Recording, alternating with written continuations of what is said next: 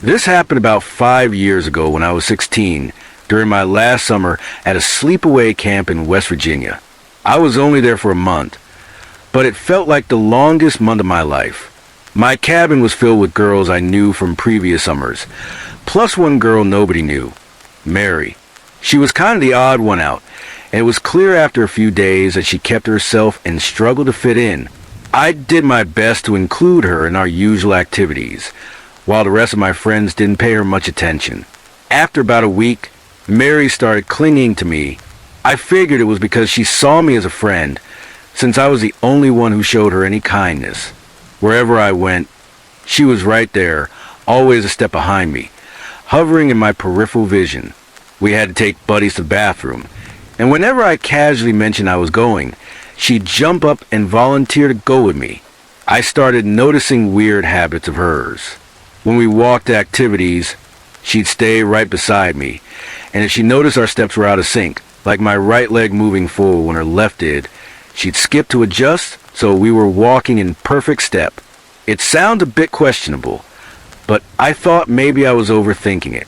That is, until several of my friends mentioned they'd noticed the same things without me saying a word.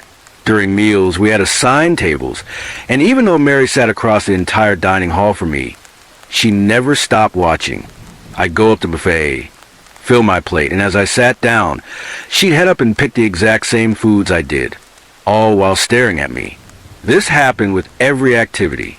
At this point, I wasn't creeped out yet, just a little weirded out by her tendencies. On a Tuesday, I was just starting to ride the horse I'd been assigned during a ring lesson. This horse was a bit wild from the winter off and bucked me off, forcing me to stay in the infirmary during lesson times for the rest of the week. The following week, I watched as Mary went out of her way to request the same horse I'd fallen off of. I was perplexed by this, and of course, that Tuesday, I watched her throw herself off the horse and end up in the infirmary with me. My 1 hour a day to escape her was now gone too. I started to get really annoyed because no matter what I was doing, she was always there. We had to switch bunks midway through the session, and I was genuinely pissed when she requested not only the same cabin as me, but the bed right next to mine. We both picked top bunks along the same wall, so my feet were at her head. Then I started noticing even weirder things. One day, I was writing a letter home and felt like I was being watched. I glanced to my right and saw Mary sitting facing me, her head cocked to the side, staring at me with this demonic smile. My stomach dropped. A couple of nights after that, I woke up with the same feeling of being watched. It was pitch black, but I grabbed my flashlight to head to the bathroom since I was already up. When I turned on the light, I saw Mary standing next to my bed, her head at my level, watching me sleep. She was just standing in the middle of the cabin, staring. I was speechless. I started to leave for the bathroom, and she followed. By now, I was thoroughly creeped out. Stuff like that kept happening for the rest of the session. When her parents finally came to pick her up, I refused to even look up to say goodbye. I've never been so happy to leave a place in my life. I can't fully express the level of creepiness over a computer, but I can say I genuinely felt like I was in danger when I was near her. I never want to figure out why she was so obsessed with me. I'm a 25-year-old guy living in a small town in Missouri, where I spent my entire life. This happened on a Saturday, a little past 4 o'clock in the afternoon. The weather was perfect, so parents all over town were taking their kids to play at the park. I have a strict routine and try my best to walk for exercise every day. I was getting tired walking around my neighborhood. It was tedious seeing the same roads, houses, trees, and cars. So, on this day, I decided to head to one of the many parks in town that had a paved, mile-long circular trail. It was nice, and it was the closest park to my house, just a 5-minute drive. When I pulled into the parking lot, I saw kids playing and heard their laughter, with parents chatting and having a good time. But I also noticed a man sitting in his car, facing forward, with a clear view of everyone. At first, I didn't think much of it. I figured he might have just arrived as I did, and was about to leave maybe on his phone. I was still in my car, texting a friend about grabbing dinner at Applebee's after my walk. 10 minutes later, the guy in the car next to me was still there, just watching. He was fixated on something, his eyes and thoughts locked in. By then, most of the parents and kids were starting to head home. My conversation with my buddy had wrapped up, so I got out of my car, locked the doors, put my keys in my right pocket, and started my playlist on shuffle with my earbuds in. I was a bit paranoid about this guy still sitting there, so I decided to walk counterclockwise. As I got pretty far along the trail, I glanced back to see if he was still there. All the kids and parents were gone, but he was still in his car. Normally, I'd have my music cranked up to max volume, but not this time. I kept it low enough to hear the songs, but also stay aware of my surroundings. As I kept up my pace, about a quarter of the way through, the man suddenly got out of his car. I took a deep breath, sighed, and muttered to myself, "All right, let's see what happens." My stomach was churning with an uneasy feeling, and that vibe was overwhelming. Trusting my instincts, I prepped myself for whatever might go down. I'm not easily scared, mostly because I'm always alert and know how to stay calm in tough situations. Instead of following me, the guy took the opposite side of the trail. My first thought was, that's clever. He was smart and knew what he was doing. What he didn't know was that I was already a step ahead, running through possible scenarios in my head. As he walked on the other side, we both knew we'd cross paths in a matter of minutes. As we got closer, his eyes locked onto me. I took my keys out of my pocket, gripped them in my hand, and slid the largest key between my knuckles like a makeshift weapon. He was a big guy, stocky, dressed like a factory worker in brown steel-toe boots, jeans, and a rough denim jacket. Then it happened. With the key still in my hand, we passed each other. As he walked by, he grabbed his crotch with one hand and said, "Hi," with a sadistic grin. I ignored him and kept moving. Suddenly, I heard him loudly say, "Hey!" I was about 15 feet ahead. I stopped, turned, and said, yes?" Still smiling, he asked for my name. I lied and said, "Peter." He kept going, asking, "How are you today, Peter?" I replied, "Good, thanks," gave a small nod, and turned back to keep walking. I muted my headphones for caution, listening for footsteps. I was now another quarter of the way through the walk, about 100 to 150 feet away. I glanced back, and oddly enough, he was still standing in the same spot where he'd tried to talk to me, watching me. His posture and eyes hadn't moved an inch, and his hand was still at his crotch. Thankfully, I made it back to my car safe and sound, and left immediately. I thought the whole thing was just a disgusting encounter, and I'd never see the guy again. I was wrong. A month later, the incident was long forgotten. I had to run to the local grocery store to grab a few things for dinner. While there, I checked out the new movie releases. As I got to that section, I saw the same guy. I pretended not to notice him, acting like I was minding my own business. As he walked toward another aisle, he stopped, his eyes wide as saucers. I left the electronics section and headed to the clothing department. He was following me. At first, I told myself, maybe he's not stalking me. Maybe he's just shopping here too.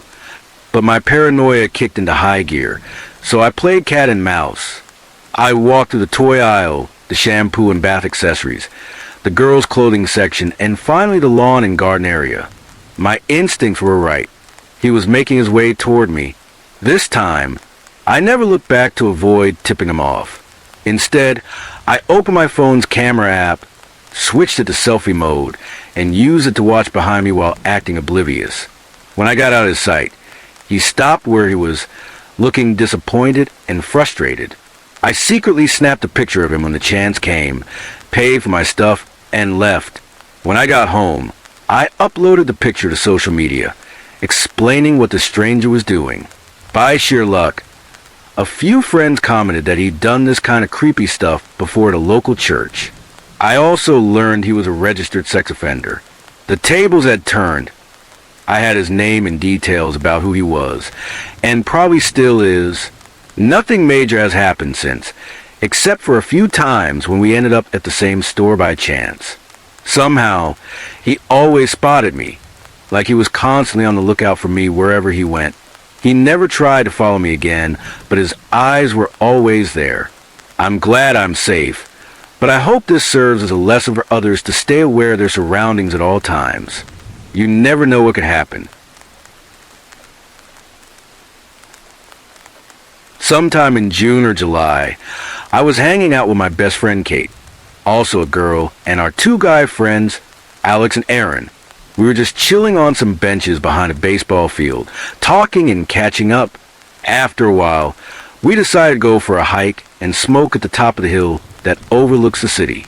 Halfway up, some random guy stopped us and offered us half his blunt. Aaron, being the stoner he is, happily took it and even got the guy's number to buy from him another time. As we kept hiking, I snapped some pictures, and Alex was right there with me, joking around and having a good time. When we finally reached the top, the view was absolutely gorgeous, but I was also pretty wiped out. We smoked and decided to explore the trails further up the hill. The area was super wooded, perfect for a chill walk when you're high. But halfway through our hike, we passed this man with two kids. Normally, that wouldn't have fazed me since people hike up there all the time, but one of the kids, a little girl, had a black eye. It was swollen, like really bad. We stopped at a trail map to gather our thoughts, and Kate spoke up, saying, "Guys, I think we just walked through a crime scene." I chimed in, pointing out how the little girl's eye was all swollen and black, like someone had hit her. Then Kate added, "Guys," she said, "where's my mom?" in Spanish. By this point, we were pretty high and starting to freak out, getting all paranoid. Alex and Aaron grabbed some rocks, ready to go beat the guy up if it came to that. We kept talking about it. But then Aaron looked over and said, "Guys, look, they're just picking berries. It's probably just a family." We decided to brush it off and keep hiking. But the whole time, I felt this uneasy knot in my stomach. We looped around the area later, and the family was gone. I couldn't stop thinking about it. Why was her eye so swollen? Why was she asking for her mom? The more I thought about it, the more I worried something seriously messed up was going on. Maybe the high made me paranoid, and it was just a normal family outing. Nothing ever came of it, no news or anything. But to this day, I still feel super uneasy about the whole thing. When this happened, I was about 8 years old, living in a small town in western North Carolina. My memory is a bit fuzzy, so a lot of this comes from my mom's telling. Not much goes on around here. Everyone knows everyone, and there's not a whole lot to do, so plenty of folks end up messed up on pain pills, meth, you name it. When I was around 5, we moved into a house built by Habitat for Humanity. The land was donated, and our place sits up a long dirt road. There's a neighbor's driveway partway up, then the road forks. A small driveway leads to our house, and a trail heads into the woods, where people used to go hunting. Where we live, hunting's a big deal, so it wasn't unusual for folks to drive up our road and head into the forest behind our house. We always figured they had permission from the guy who owned the land. Usually, it was the same trucks or cars we'd see. But one day, a new vehicle showed up on our main driveway. I don't remember exactly what it looked like, but I think it was white, and there was a roll of paper towels visible inside. Mom and I went outside to check it out. We locked eyes with the man driving, and something about his gaze was just chilling, like you could feel something dark in him. Have you ever looked at someone and just known they were bad news? It was that kind of vibe. He drove up the hunting trail and was gone for a while. When he came back out of the woods, Mom tried to jot down his license plate number and got a good look at him. Whatever she saw in his face or his expression spooked her so bad, she stopped writing. A week or so later, we saw a news story about a man named Gary Hilton. They showed his face in his vehicle, and we recognized both instantly. It was the same guy who'd been in the woods behind our house. You could even see that same roll of paper towels in his car. The worst part? Some of the bodies or body parts of his victims were never found. When I'd go hiking in those woods, I'd come across weird stuff. A pair of pants just lying there, a strange, misshapen wooden cross that looked like it could mark a grave, though it was probably unrelated. Our dog even brought home some bones that looked suspiciously human-shaped. Thankfully, Gary Hilton got 4 life sentences, so he's not getting out of prison. We're pretty sure he hit a body or some remains in those woods. No one would think to search the forest off some random country road. He has to know we saw him, and he knows where we live. Thank God he's locked up for good. My name's Mike, and I'm a hiking and outdoors enthusiast from Cleveland, Tennessee. I love hitting the trails and hunting with my buddies. A few years back, my friend Derek and I took a week off work and planned a few days for a hiking trip in the Cayuga Wilderness, just south of the Tennessee line. We started at Jack's River and hiked to the falls. It was summer, and this spot's one of those places where all the effort in river crossings really pay off. From there, we took a trail to the Rice Camp area, dark, secluded, with thick woods and a heavy canopy. After crossing Buckeye Mountain, we turned right onto the Panther Creek Trail. Panther Creek Trail had some killer views and tons of small streams along the way. We set up camp at the falls on Panther Creek that night. Derek and I got to talking about how many little trails branch off out here, and how someone could get lost forever just exploring them. The waterfall drowned out the forest sounds, and we both slept pretty soundly. In the morning, we packed up and hit the Conasauga River and its trail, heading north. Along the way, we spotted a trail veering off to the right. Looking back, it was probably one of the many entrances to the Conasauga, but at the time, we had no clue where it went. Derek wanted to check it out, and I reluctantly tagged along. I didn't want us to tire ourselves out and have to backtrack, losing time. The detour was steep, and by the time we hit a dirt road, we were wiped. We stopped to eat and take a breather at this random spot. I figured we might run into other hikers to chat with, but no one showed up. Derek kept pushing to see where the dirt road led, since it wasn't on any of our maps. I think I've since found it on another map, but I haven't gone back to confirm. We argued for a bit, Derek stubborn as hell, but we agreed to go a mile or two and then turn back. The road was boring, just gravel surrounded by forest, no scenery, and the sun was beating down. We got hot and drank all our water, with no springs or streams in sight to refill. Around a curve, we noticed a bunch of birds circling a lower part of the forest to our left.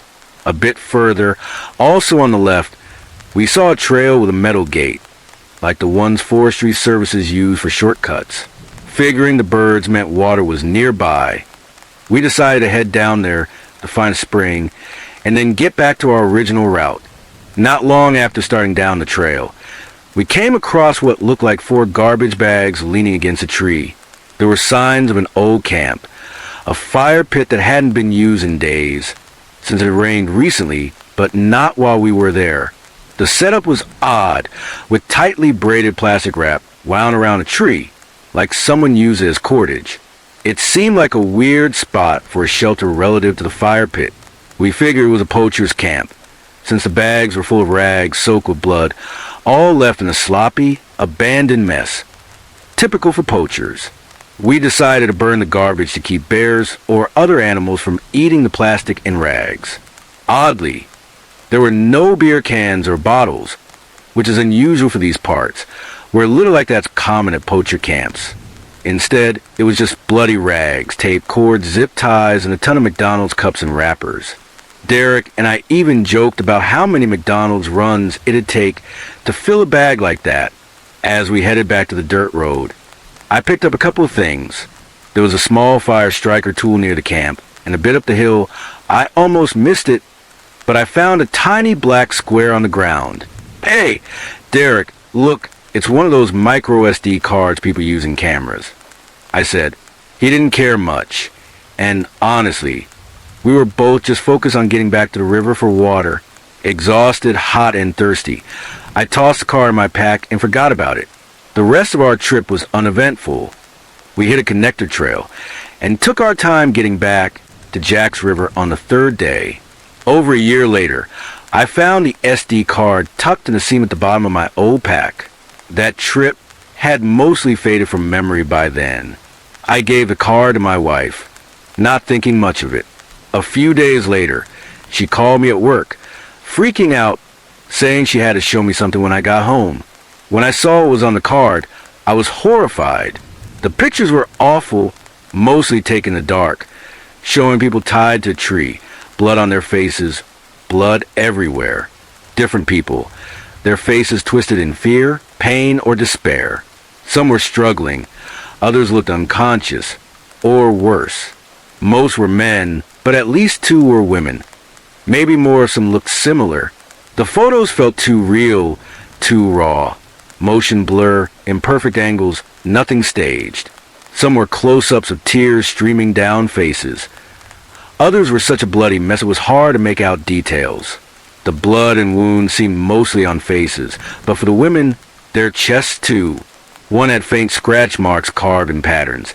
Another had deep, gaping gashes, like she'd been split open. I couldn't tell if it was the same woman in later shots. They were that gruesome. Derek had moved to Ohio by then, so I called him and told him about it. It took him a minute to even remember the trip, but he was shocked and wanted to see the pictures. I refused. I never wanted to look at them again, let alone share them. I put the SD card in a plastic bag and took it to our local police station, explaining everything. I wanted them to look at the photos right then, but they just logged it as evidence and had me repeat the story a few times. They took everyone's contact info, but I'm not sure they even pinned down the exact location. It was a confusing spot. Since then, I've tried multiple times to get updates, but they always give me the runaround. They sent everything to the Murray County Police Department in Georgia, since that's where we were when we found it, and I guess it's their jurisdiction. Every time I call, it takes forever for them to even figure out what case I'm talking about. I just want answers. What was going on out there? Who those poor people were? How much danger we were in? But they act like it's none of my business unless I have new info to share. Looking back, the details that seemed meaningless at the time haunt me. All those birds we saw. What if there were bodies down there? What if there still are? They would have been just a short way down those steep hills from the camp, if my sense of direction's right.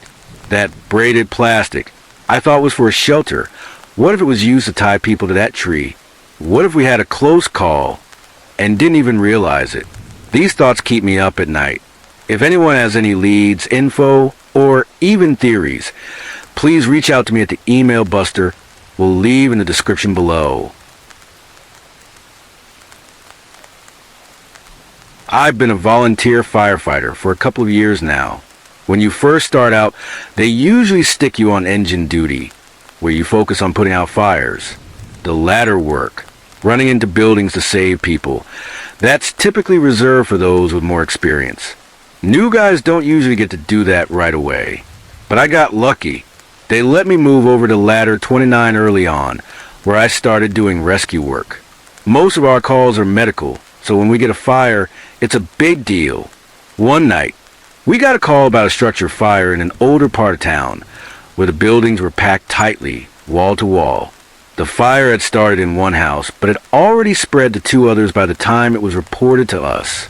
Most of the houses in that area were abandoned, which made things trickier. When we arrived, the engine crew immediately started tackling the original house, while the ladder team split up to handle the other 2. I followed my lieutenant and another firefighter into one of the houses. We searched thoroughly but found no signs of anyone inside. Then, over the roar of the flames, I heard a faint cry for help. Without thinking, I bolted toward the sound, eager to play the hero. I came to a door that led to the basement, one we completely missed during our initial sweep. I radioed back to the team outside. Ladder 29, irons, we got people trapped down here. My lieutenant and the senior firefighter chewed me out for running off on my own, but they heard the voices too. We grabbed the axe we had and started chopping at the door. It was unbelievably thick. We were taking solid swings, but the damn thing wouldn't give. Eventually, we got it weakened to the point where it felt like one more hit would bring it down. We shouted to the people inside, promising we'd get them out, but then we heard a deafening crash. The door, which had been so close to breaking, wouldn't budge anymore. We knew what that meant. The house had caved in behind it. The voices on the other side started screaming, blood-curdling, agonizing screams, like they were being burned alive. It was the most horrific sound I'd ever heard. We tried desperately to break through, but it was no use. The radio crackled with orders to get out of the house immediately, as more of the structure could collapse. I knew what that meant. We were leaving whoever was down there to burn. I stumbled outside, sat on the truck, and sobbed into my gloves. I felt so helpless. My whole life, I dreamed of being a hero, and when the moment came, I failed. I felt like I should have saved those people, or died trying. Instead, we backed out. Logically, I knew there was nothing more we could have done. Getting ourselves killed wouldn't have helped anyone, but damn it, the guilt was eating me alive. A few days later, when I returned for another shift, I learned the people in the basement were teenagers. They'd been down there for some reason, and their bodies were so badly burned they couldn't be identified. I won't go into gruesome details, but the case photos we submitted still haunt me to this day. I continue to volunteer as a firefighter, and I've done my best to move past that night. Every firefighter has experiences like this. It's part of the job, but when I lie in bed at night, I still hear those screams, the desperate cries of kids begging for help, forever etched into my mind. This happened about 4 years ago when I was part of a wildland fire crew in southern Oregon. We were dispatched to fire in an area called Rogue River on a place known as Dead Indian Mountain. It was my first time working night operations. We arrived and got straight to work on the fire's uncontrolled edge.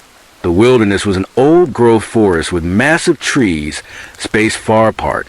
The ground looked like something from the moon, covered in white ash where the fire had burned through, consuming all the underbrush and opening up the woods on the fire side. It made the shadows dance, playing tricks with the light.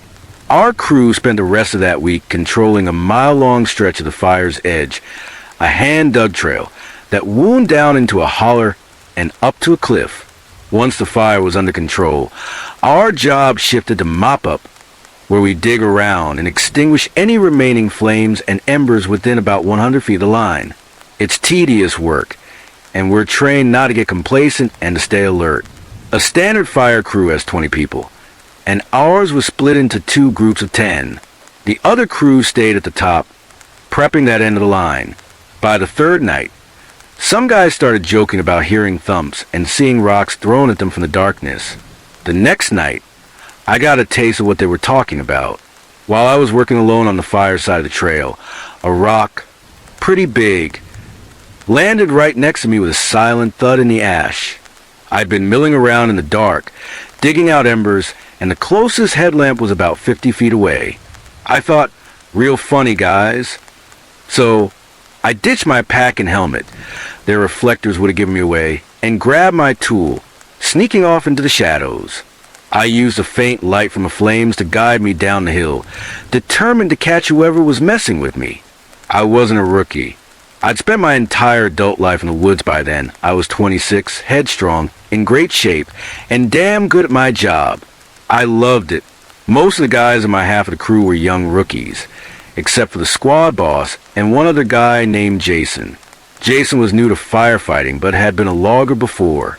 He was in his late 30s, with a scratchy, raspy voice and a natural knack for leading the younger 18 and 19-year-olds. He had a rough edge, a kind of I've seen some shit attitude. I figured he might be the one throwing rocks, maybe in some weird power struggle since I had more experience and certifications, which gave me more responsibility. I was convinced it was him. I knew I could sneak up on each group unnoticed. Starting at the bottom of the trail, I heard rustling behind me and froze, wondering how someone got the jump on me. I waited until it stopped and was sure it was gone. I figured it might have been my squad boss, who sometimes lurked in the dark to check on our work. Believe it or not, that's normal. Leaving the edge of the holler, I moved up through the woods, paralleling the trail. Dash muffled my steps, letting my large frame move silently.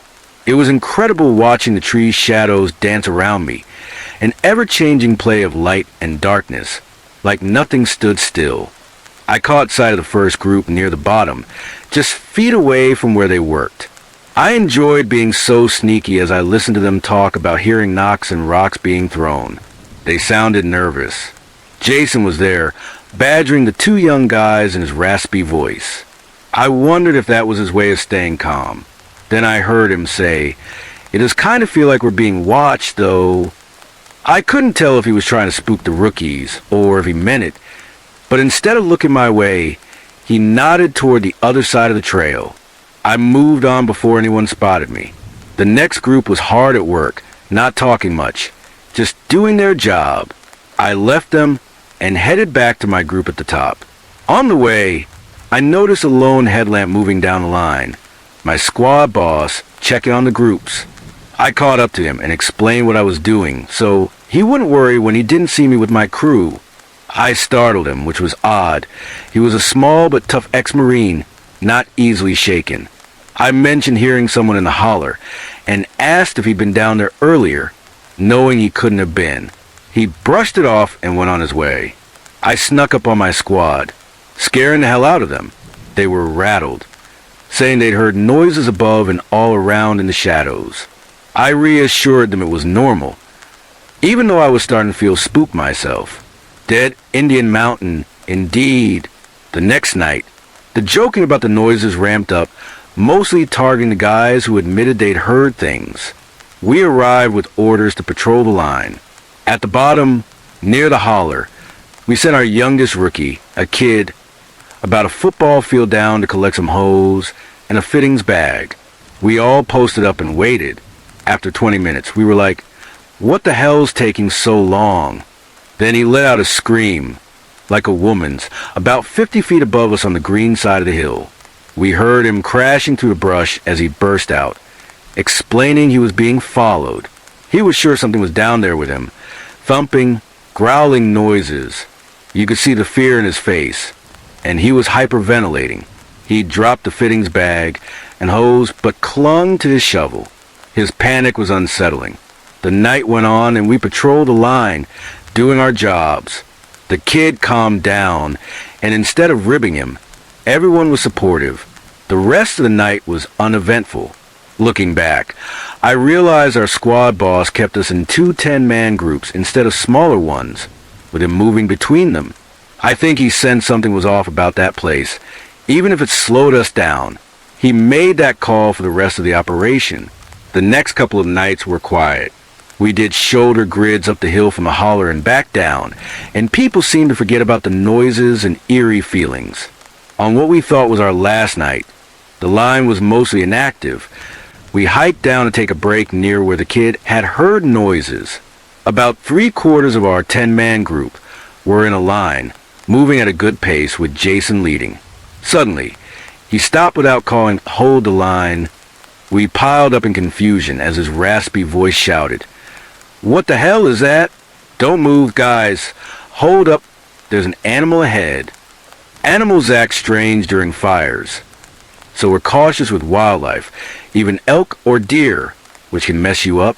With 50 to 65 pounds of gear, running's tough, let alone fighting something off. It's best to show dominance and scare them away. Our headlamps panned the darkness as we bunched together. Jason yelled, "There it is!" and our lights landed on a set of huge green eyes about 20 feet ahead. We made out a massive, dark shape sprinting across the line to the unburned side. When our lights found it again, we saw 3 sets of green eyes. The middle set was about 3 feet taller than the others, and easily 3 feet taller than me, and I'm 6 feet 3 inches. Chaos erupted. Everyone was yelling. I grabbed a shovel from the guy next to me and started banging it against my Pulaski, making a god-awful racket. A few others joined in. The shorter sets of eyes dropped straight down and vanished, but the middle set stayed put. I was scared shitless, But part of me wanted to prove I was tougher than whatever this was. My heart was pounding, and everyone was behind me. I got the sense that if I got any closer, I'd be done for. I kept thinking, what is this thing? The whole standoff lasted about 3 minutes. Yelling, banging tools, threatening it. No animal would have stood its ground like that. But this thing didn't budge. My squad boss ordered us to stop the noise and move on. I backed away slowly, never taking my eyes off it. Some guys tried to say it was an elk or a bear, but I could see the fear in their eyes. They were lying. The squad boss said, "Guys, there are animals in the woods." Nobody was comfortable. We moved to the top of the line and stayed by the vans. Proof no one wanted to go back out there, not even the boss. The guys swapped scary stories, but half refused to agree on what they'd seen. I got the closest, and I know damn well it wasn't a deer, bear, or elk. It was huge and unafraid of humans or fire. When the sun came up, the other half of the crew met us by the vans. As I walked over to the crew boss, I noticed footprints around the vans, leading into burn. I said, "Hey, look at these." He came over, stuck his boot in one, and said something like, "Can't be anything." As he scuffed them up, I saw toes in those prints, classic Sasquatch tracks. I tried to point it out, but he kept erasing them. He had to have noticed. I was freaking out.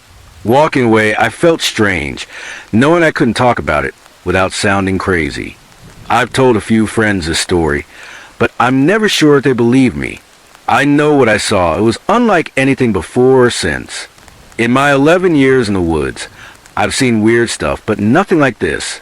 There are things out there we don't understand. I haven't hiked alone since. Jason and I became good friends, and we worked other fire crews together. Sometimes, over drinks, we revisit that night, but only with each other. My one piece of advice from a veteran of the woods: never hike alone. Every year, my family and I make a pilgrimage to our batch, a secluded retreat in the absolute middle of nowhere, completely isolated from the world. Getting there is no small feat. We drive 4.5 hours north into the countryside, followed by a 25-mile gravel road that serves as the driveway. This winding path takes us through dense forest areas, past abandoned century-old farmhouses, and across vast, untouched land. The area where our batch sits was once part of a thriving town in the mid-1700s, bustling with Vision dairy factories, a school, a hotel, and other establishments. But by the early 1900s, the town was abandoned, leaving behind a haunting legacy. The town's history is steeped in darkness. First, there was a tragedy where a group of school children drowned after a rotten bridge collapsed beneath them while they were playing on the main wharf. Then, the hotel owner's daughter, plagued by severe mental health issues, drowned her infant brother before hanging herself. Finally, there's a story of a 17-year-old boy we'll call John, who suffered from severe schizophrenia and bipolar disorder. His mental health struggles allegedly led him to commit a horrific act. John persuaded a dozen local children to join him on the beach, where he had built a bonfire. He then shot 11 of the children and beat the 12th to death with a piece of driftwood. Some dismiss this event due to the lack of historical records, but many locals believe it to be true. After what my family and I experienced, we're convinced it's real. My grandfather originally bought the property to store his boat, but we began camping there, which eventually turned the place into a batch and a cherished yearly tradition. He didn't learn about the town's dark history until 10 years after purchasing the land. But even then, it didn't deter us. We loved our time there until the events of 2013. I was 19 at the time, and I'd been visiting the batch every year since I was born, as it had been in our family for 40 years. It was the final night of our annual escape from civilization, and we were soaking up the summer, enjoying good food and bonding as a family. We were gathered in the main living room, sharing scary stories and reminiscing about past trips. Around 2:30 a.m., I was jolted awake by the sound of footsteps running across the sand outside the batch. The batch is right on the beach. so close that when the tide comes in, the water practically laps beneath it. At night, all you hear are gentle waves and the quiet hum of the countryside. At first, I thought it might be my dad coming back from floundering, but I quickly realized he was fast asleep in the bunk to my left. I sat there, frozen, listening to the running for about 2 minutes before waking my dad to hear it too. As soon as I woke him, the sound stopped. I told him what I'd heard, and he brushed it off, saying it was probably just an animal. I managed to fall back asleep after about 10 minutes, only to be woken again 30 minutes later by the most terrifying sound I've ever heard.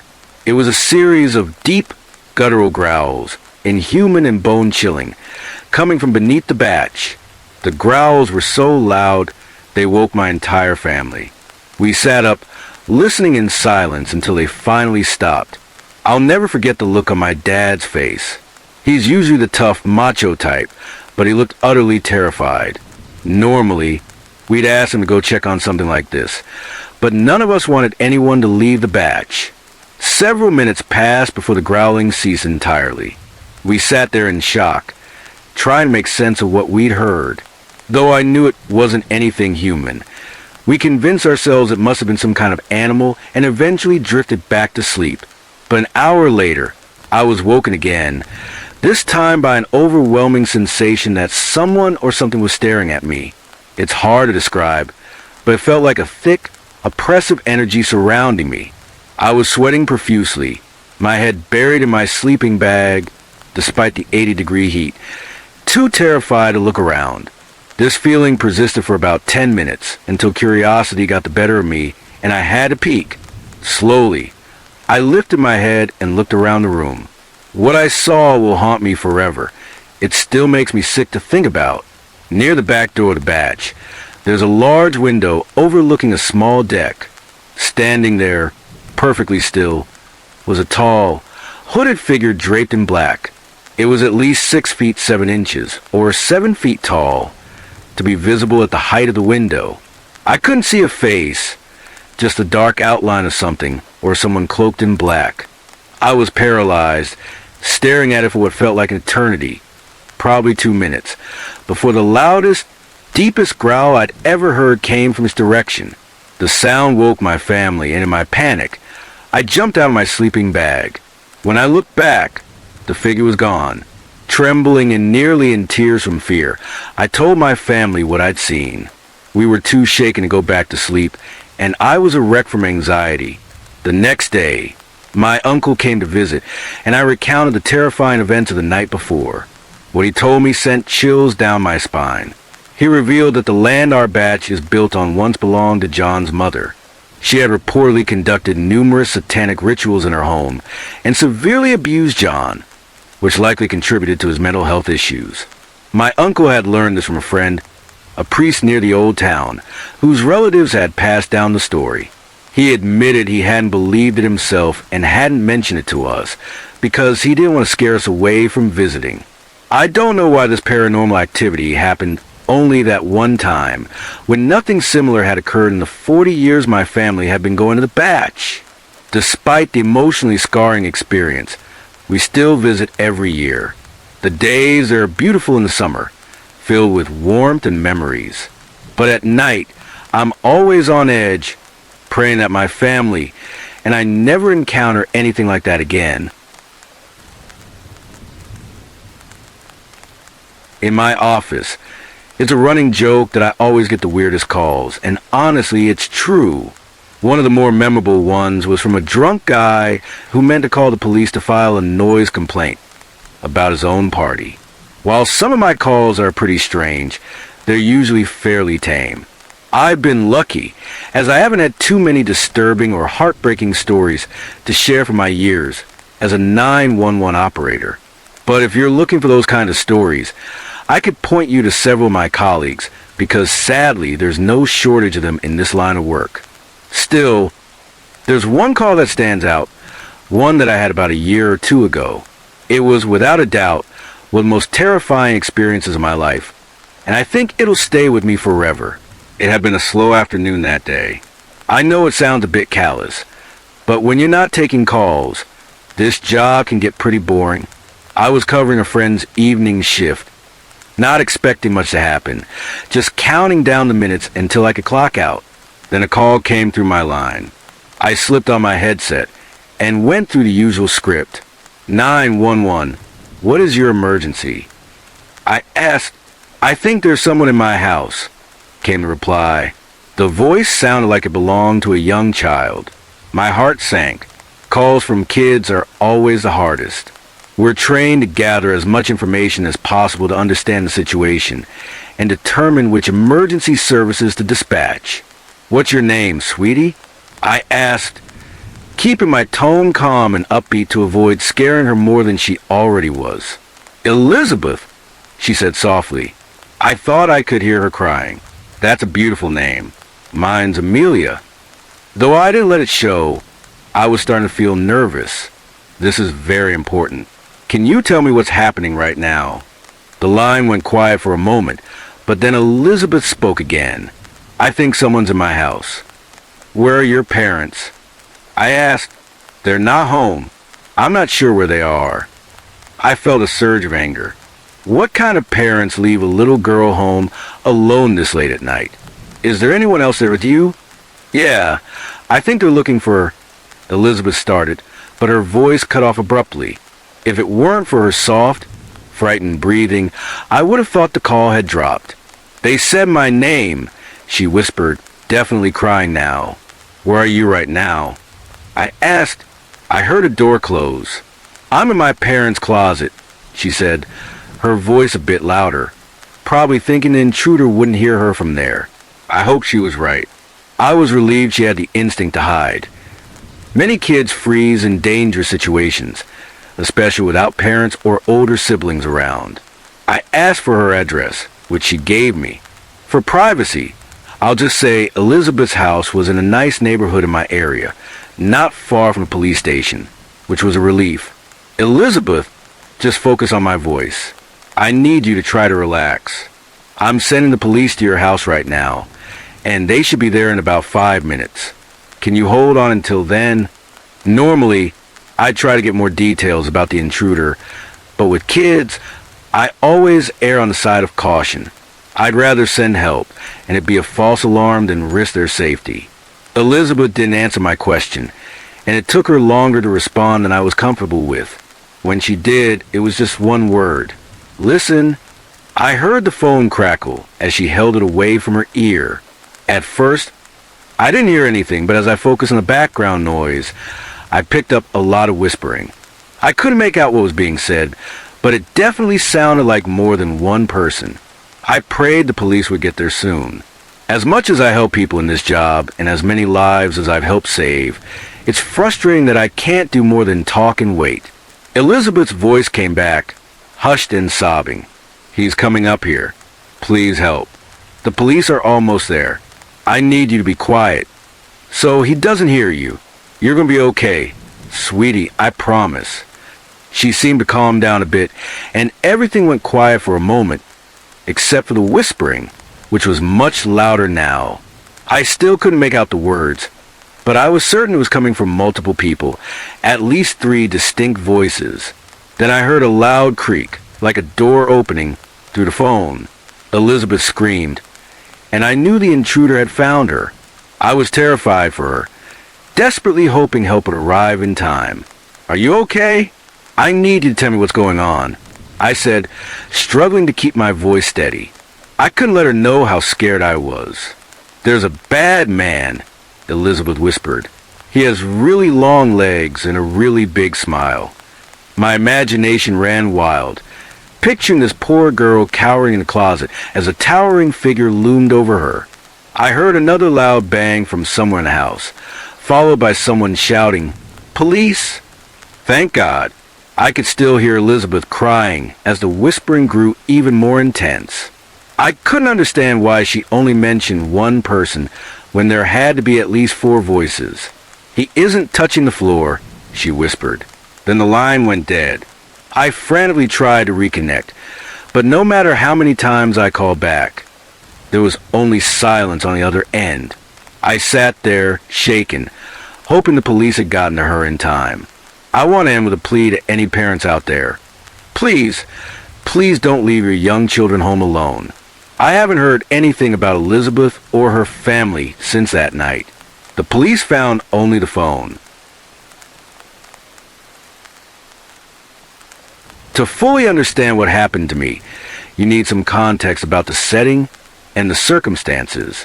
When I was in second grade, I attended an old, underfunded school in northern Illinois with a massive wooden playground built back when the school still had money. You know the kind of playground that would send suburban soccer moms into a panic. Splintery wood, thousands of wasp nests, hidden nooks under the scaffolding, rusty nails, and chains everywhere. Naturally, us kids adored it. Even the high schoolers would sneak over to mess around on the giant structure when the younger ones weren't there. The playground was always crawling with kids of all ages. What made it even better was a large, tangled area we local kids called the brush. It was a dense, sprawling mass of shrubbery that had grown into an unmanageable bramble, swallowing anyone brave enough to crawl inside. We loved it. Over the years, a maze of tiny hobbit-sized trails have been worn into the brush from kids crawling in and out, snapping branches to carve out miniature clearings and alcoves for secret club meetings or to play jungle. The brush was completely impenetrable to all but the most determined and limber adults, which made us kids feel like hotshots when we managed to slip past the recess aides and dive in. For the rookie teachers and aides, it was usually their job to chase after little punks like us when we hid inside and refused to come out. At the time, I thought the adults were so hell-bent on keeping us out of brush just because we could hide and sneak around in there. I was too young to understand what the weird plunger things and white floppy tubes were in the deepest parts of the brush. I soon learned, though, that syringes and used condoms weren't the only things to fear. In second grade, I was lucky enough to live right across the street from the big wooden playground and the thicket. Our house was an ugly brown two-story with a small front lawn. In the yard, we had a tree I climbed all the time and a tire swing I played on constantly. Our neighborhood was quiet, filled with older folks and young families. So during the summer months, my mom and dad would take our dog, my little brother, and me on walks around the neighborhood after dinner, probably to wear us out. So we'd go to bed. On the last 2 blocks of our usual loop, I'd always ask my parents if I could run ahead and play on the tire swing while they strolled slowly around the corner and made their way back. They usually agreed as long as they could see me in the yard from where they were walking. I'd sprint down the road as fast as my scrawny little legs could carry me and play on the swing for 5 or 10 minutes until they reached the driveway and headed inside. One day, I must have been extra hyper and annoying when I begged my parents to let me run ahead and play on the swing, even though we were farther from home than usual. They let me go as we were behind the corner, where you'd turn onto our street. I cut across a couple of neighbors' lawns to get to our front yard and started playing. I hadn't been there long when I heard a man's voice call, "Hey!" a couple of times. I looked over and saw a man in a white shirt and cargo pants standing at the edge of the brush, still behind some of the shorter shrubs. He'd clearly popped out of the thicket. I wasn't used to grown men trying to talk to me, so I paused on the swing, staring at him, confused. "Hey," he said, glancing up and down the street. "Hey, do you want to come play with me?" He didn't come closer, staying behind the shrubs, his shoulders hunched like he was trying to shrink into himself. Now, I was a pretty clueless kid, but stranger danger was drilled into us hard at school and in the community. So even I knew his behavior was totally inappropriate and weird for a guy who looked about 30, hiding in the bushes in front of my house. Still, I tried to be polite and called back, "No, thank you, I'm okay." I'd stopped playing by then and stood on the tire swing, staring at the man who hadn't moved. I was a super sociable kid, always running up to strangers and chatting with them, but something about this guy made me uneasy. I was only 8, but this was the first time a man had scared me in a way I wouldn't have words for until I was much older. I didn't want to go near him. I didn't want him to see me. I just wanted my family to hurry up and get home, but they were still about a block away from turning onto our street. The man shuffled behind the shrubs, looked behind him and to the left, then turned back to me. "Please," he begged, balling his hands up and pulling them to his chest in a twisted version of what toddlers do when they're throwing a tantrum. "Please, come over here and play. We'll have a lot of fun." He glanced nervously up and down the street as soon as he finished speaking, moving jerkily, clearly more anxious now. That was it for me. My stranger danger alarms were screaming. Our house was locked since we were out, so I couldn't get inside. I had this overwhelming urge to be out of reach, not just farther away, but somewhere this man couldn't get to me, no matter how hard he tried. Without hesitating, I scrambled up the knotted rope of the tire swing and into the tree. Once I reached the first branch, I called out to the man. "My mom and dad said I can't play with strangers. I'm sorry." Then I climbed a couple more branches. "Besides, they're coming home soon and I have to go to bed." The man got even twitchier. "Where are your mom and dad?" he asked. "It's okay to come play for just a little bit." I didn't answer, focusing on climbing. I was now high enough that the branches would have snapped under anything heavier than a tiny 8-year-old. I glanced back at the man, now with a bird's-eye view of him and his surroundings, and saw something that sent me into silent hysterics. Behind the man in white was another man, about the same age, dressed in a khaki green shirt and brown pants. Crouched behind the same bush the first guy had popped out of, only visible now from my higher vantage point. The scene is burned into my memory. The man in green was crouched like a football player ready to tackle, or a baseball player waiting for a low pitch. What terrified me most was that he was holding a large cream-colored pillowcase in both hands. I knew these were bad men, and they wanted to take me away from my family and home. I was on the verge of a screaming, crying meltdown, and told the man in white again that I wasn't going to play with him. My throat was tight, and I was scanning the area for any adults I knew, hoping I could tell someone what was happening. To my absolute relief, I saw my mom, dad, little brother, and our pit bull mix round the corner and start heading down our street toward me and the creeps. I pointed with my skinny, pale arm and started yelling to man in white that my family was coming right now, and we were going inside. The man didn't believe me and kept trying to coax me down to play, still glancing behind and to the side at the crouching man. Finally, the man in white spotted my family about 3 blocks away and visibly panicked. "Please, you have to come here," he begged, taking half a step forward in the brush. The crouching man said something that made the man in white stop, and he looked back at me desperately. They both glanced at my approaching family, then silently ducked into the bushes, scrambling into the thicket. I couldn't see them anymore. When my parents were close enough, I climbed down and immediately tried to tell them what happened. Unfortunately, because I was a kid, I have this weird reflex where I giggle and laugh hysterically when I'm terrified out of my mind. It's an awful habit and makes me look like a lunatic to this day. Since I was laughing like a maniac and bouncing around with nervous energy, my parents assumed I was making up some weird story about an imaginary friend or talking about a cartoon I'd seen.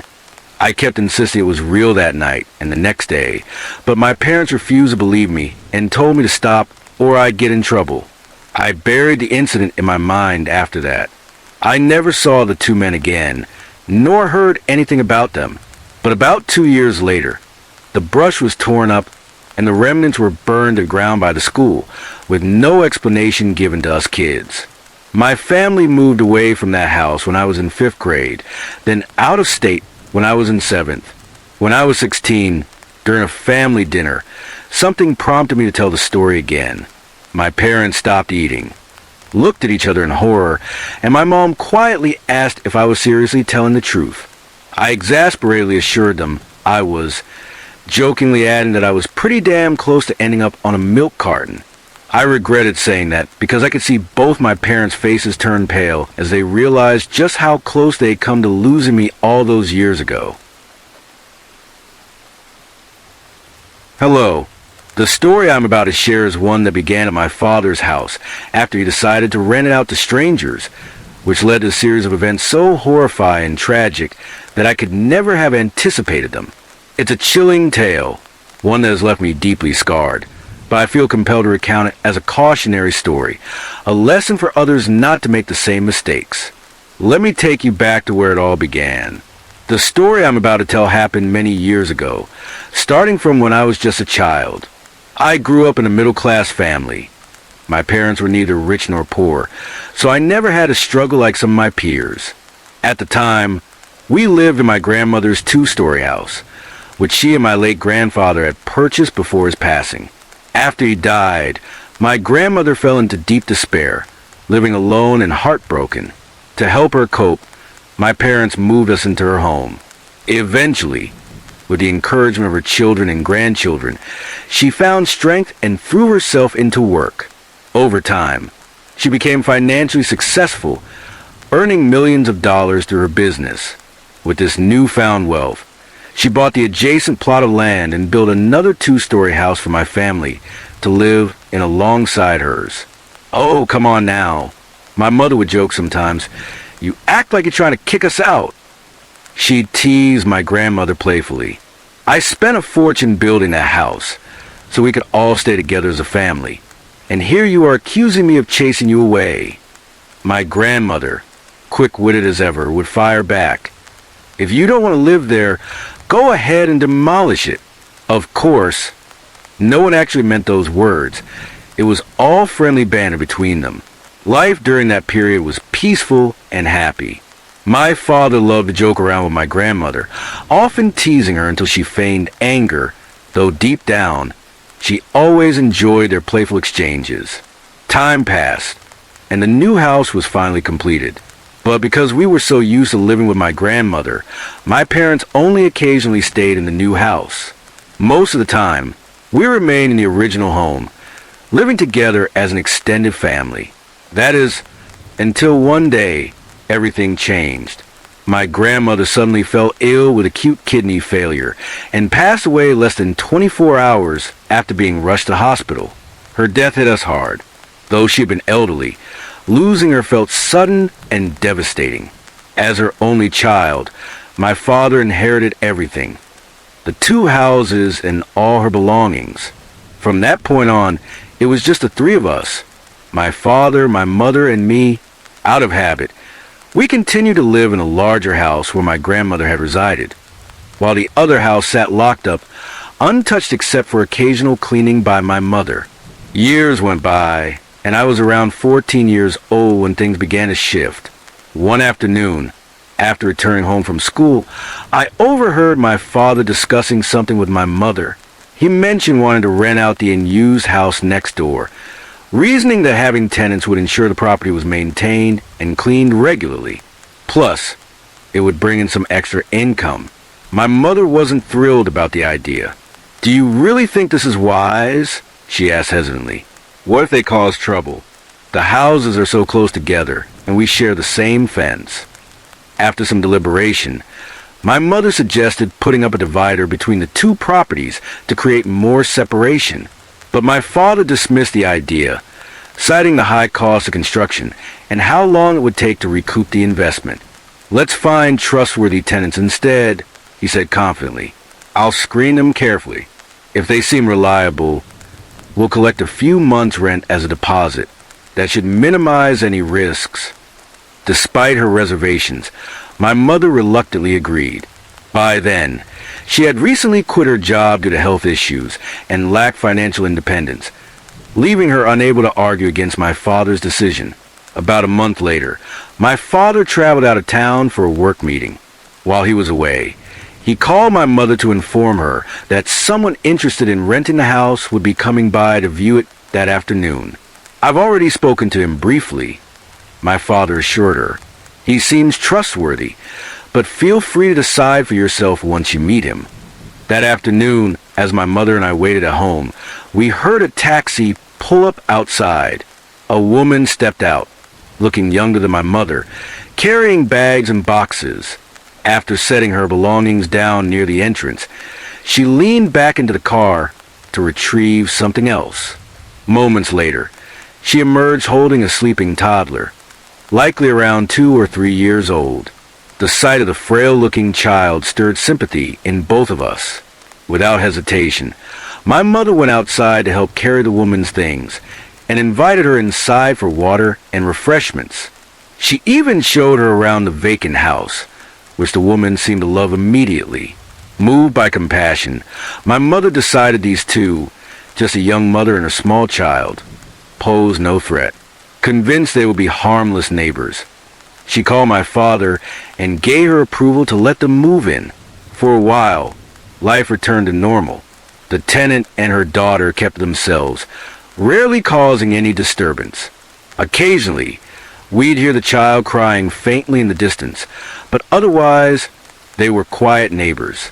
However, as weeks turned into months, strange occurrences began to unfold. One night, as I lay asleep, I was jolted awake by a piercing scream that echoed through the darkness. Startled, I bolted upright in bed. My mother, too, had heard it. "Did you hear that?" she whispered anxiously. It sounded like someone screaming from the neighbor's house. Confused and frightened, we couldn't ignore the noise. My mother turned on the lights, and together we cautiously stepped outside to investigate. As we approached, I noticed the lights were on in the neighboring house. Faint sounds of retching, sobbing, and screams drifted through the air. Terrified but curious, I hurried closer to get a better look. Peering through the window, what I saw made my blood run cold. The tenant was violently vomiting, tears streaming down her face as she collapsed onto the floor. Her clothes were stained with bile, and her entire body trembled uncontrollably. Rushing inside, my mother tried to comfort her, asking what had happened. What the woman told us next was beyond comprehension. She claimed to have been haunted by a ghost, an elderly hunchback woman who had appeared in her room.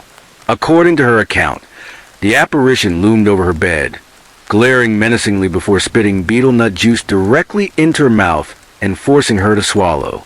The memory alone sent her into shock, prompting her to gag and vomit uncontrollably. I felt like I was choking, as if something rotten had lodged in my throat. It was agonizing, almost unbearable. I was completely baffled because the house we were talking about was my father's house, the one my grandmother had built for us. I used to sleep there often when I was younger, but after my grandmother passed away, I stopped going there entirely since we all lived in the other house. After that night, I tried to forget everything, convincing myself nothing unusual had happened and that perhaps she had just been dreaming. But then one day, I saw the little girl playing outside by herself, sitting in the dirt and sand. Feeling sorry for her and wanting to cheer her up, my mother went over and picked her up, intending to find some toys or snacks for her. As my mother held the child, she started chatting with her casually, asking where her mother was and why she was playing alone. What the child said next sent chills down both our spines. She told my mother that she was scared of living in that house because she often saw her mother talking to someone she couldn't see. My mother pressed her, asking what she meant and if she could describe what she saw. The girl explained that many times when she woke up, she would see her mother sitting and arguing with an old woman. Almost every time, the old woman would try to force her mother's mouth open and make her eat something. Sometimes, the old woman would spit blood into her mother's mouth, which made me think it might be betel nut juice. Afterward, her mother would start convulsing, screaming, and vomiting. Hearing this terrified me, and my mother immediately forbade me from going near the house or interacting with the tenant. For a while, things seemed to quiet down, and I thought maybe the strange occurrences were over. But one night, as I sat outside talking on the phone with a friend from school, I suddenly froze. In the dim light, I spotted someone standing in front of the rented house.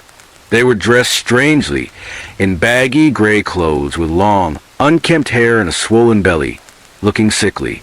At first, I wasn't sure who or what it was, so I squinted and cautiously walked closer. When I finally got a clear look, I realized it was a real person, staring blankly ahead without blinking, their gaze fixed outward. The sight of them standing there like that horrified me, and I rushed back inside to tell my parents.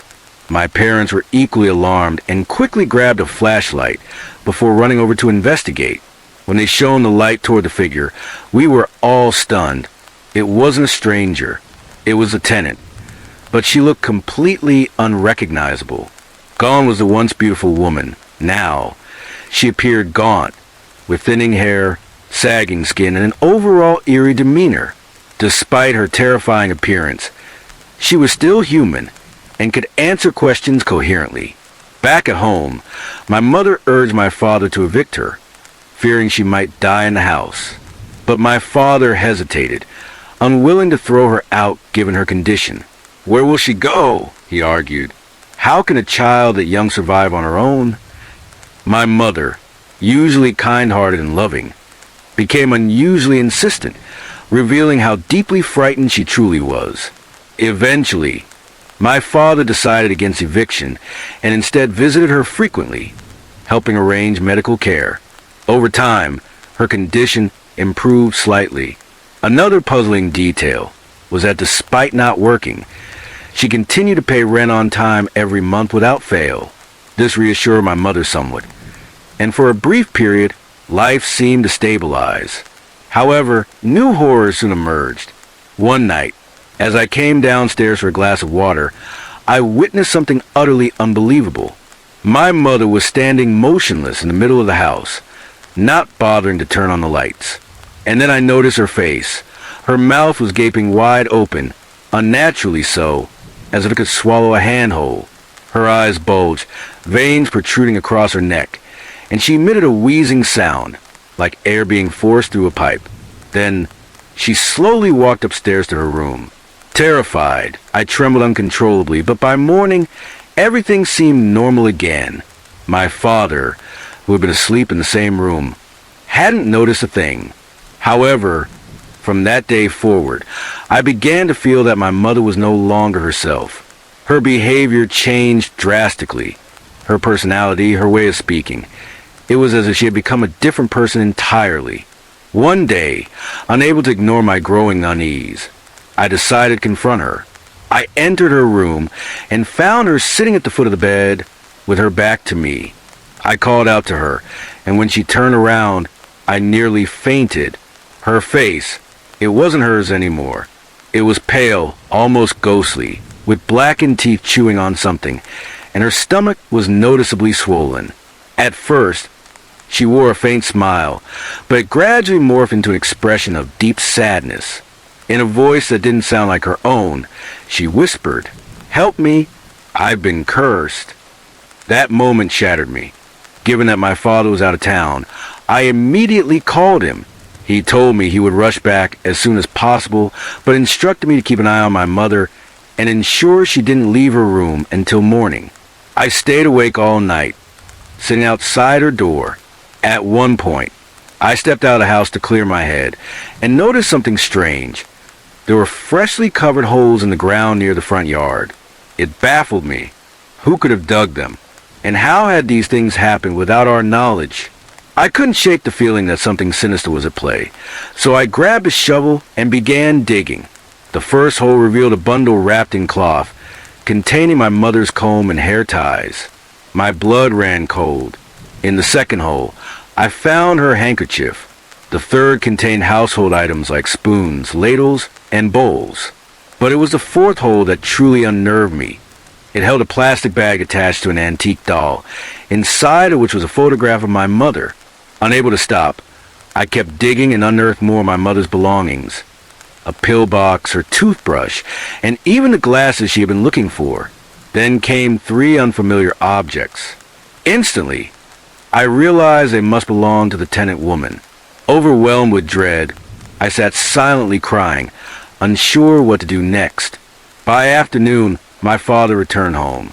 I showed him everything I had found, and he decided to take the cursed items to the temple for disposal. Shortly after he left, the phone rang. A stranger asked if I was related to the owner of the number. When I confirmed I was his son, the caller informed me that my father had died in a car accident, a rollover crash. They urged me to come identify his body. I nearly collapsed, but managed to verify the details. His ID, clothes, and vehicle registration all matched. It was undeniable my father was gone. Meanwhile, my mother descended further into madness. She became catatonic, wandering around the house like a ghost. Overwhelmed, I turned to my uncle and aunt, my mother's siblings, for help after the funeral. They came over to discuss the situation. Together, we decided to check the rented house. To our shock, just one day after my father's death, both the tenant and her daughter had vanished without a trace. Confused and desperate for answers, my aunt sought out a shaman. When the shaman arrived and saw my mother, he immediately confronted her. "Did you do this? Everything is ruined because of you. Your husband is dead, your family destroyed, and next might be your child." At those words, everyone froze. Suddenly, my mother burst out laughing. She confessed everything. That woman was sleeping with my husband. He brought her here, and her child is his too. I cursed him to drive them away. I never meant for anyone to die. She explained that she discovered the truth after checking the bank statements.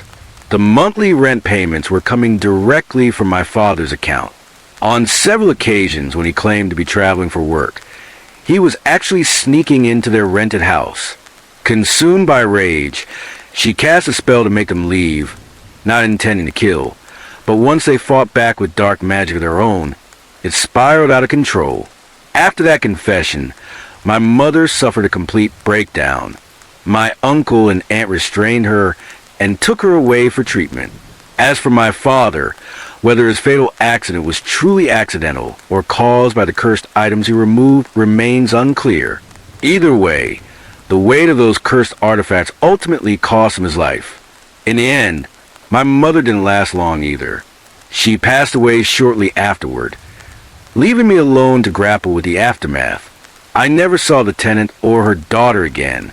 Their fate remains a mystery, as does the identity of the vengeful spirit my mother summoned. The story concludes on a tragic note, filled with sorrow and regret. Though part of me still loves and pities my mother, understand that she acted out of pain and betrayal. The scars left by these events will haunt me forever. 3 lives intertwined to betrayal, revenge, and supernatural forces, leaving wounds etched deep into my heart and soul. This isn't my story, it's my mother's. To give you some context, I'm a 17-year-old girl who recently moved in with my dad and his family. I lived with my mom my entire life until this past summer, when things with her became not just difficult, but outright dangerous. My mom has a history of getting into rocky relationships that always seem to end with an abusive man, no matter how charming he seems at first. Growing up, I had to mature quickly because I felt compelled to protect her. But I eventually realized she didn't really want protection. So I made a decision to spend my remaining high school years in another state with my dad, mainly to escape the exhausting routine of staying up until the early morning hours, watching over my drunk mother to ensure her boyfriend didn't beat her to death. My mom lives in a tiny old trailer, over 50 years old. To be exact, it's not just small, it's in rough shape. The furniture isn't great, though she does have some nice decor passed down through her family, and a few decent pieces of furniture we got when we first moved in together. The trailer has its quirks, which were never fixed because the landlord is incredibly cheap. For instance, the front door could be forced open with enough strength, even if it's locked. This detail becomes critical later. My mom also has her dog, Simba, to keep her company. Simba isn't your typical house dog. He's a pit bull mix, fiercely protective, but also the most loving dog you could imagine. My mom got him for protection, especially because she's very sick. She has Hodgkin's lymphoma, an aggressive form of cancer. For personal reasons, she's chosen not to undergo chemotherapy, but she does certain treatments to keep going. Simba is there to provide companionship and protect her since she can't easily defend herself, though she's capable of putting up a fight. Unfortunately, Simba has severe separation anxiety, which leads him to chew on anything and everything when left alone. Once, he even swallowed a lighter. We still don't know how or where he got it. Because of this, my mom has to lock him in a kennel when she's out, as he's destroyed things we can't afford to replace. When I lived with my mom, I stayed home a lot. It's not that I didn't have friends or wasn't social. I was actually pretty popular at school, but I wasn't into partying or going out much, unless it was to grab food with friends, catch a movie, or spend the night at someone's place. So, most weekends I was at home. I'm not an only child. I have a half-brother named TJ, who hasn't made the best life choices. My mom, and I didn't keep in touch with him much, partly because of his behavior, and partly because he only reached out when he wanted money. Money we knew would go toward drugs or alcohol. My mom worked retail, which didn't pay well, so we didn't have much to spare. Whenever TJ called or texted, we usually ignored him, knowing he was likely after cash we couldn't afford to give. By late 2015, TJ's drug use escalated to hardcore substances, meth, cocaine, anything he could get his hands on. This made my mom distance herself from him even more. One night, she was out with her boyfriend, meeting some family members, and didn't have her phone on her. While she was talking, she realized she'd left her wallet at home. It wasn't a big deal, but she liked to keep it with her because an untrustworthy friend, who still had a key to our trailer and claimed to have lost it, had been stealing her medication. My mom suspected this friend was sneaking in, so she was uneasy about leaving her cash and debit card behind. The trailer wasn't far, so she decided to head back, a trip that took about half an hour. Before she left, she noticed TJ had been calling her repeatedly. She didn't call him back, not want to deal with her newly discovered meth addict son begging for money to fuel his habit. When she pulled into the driveway, something fell off immediately. The front door was ajar. This is where the faulty lock comes into play. The door doesn't just open with force. It also needs to be slammed shut, even when locked, or it'll bounce back open.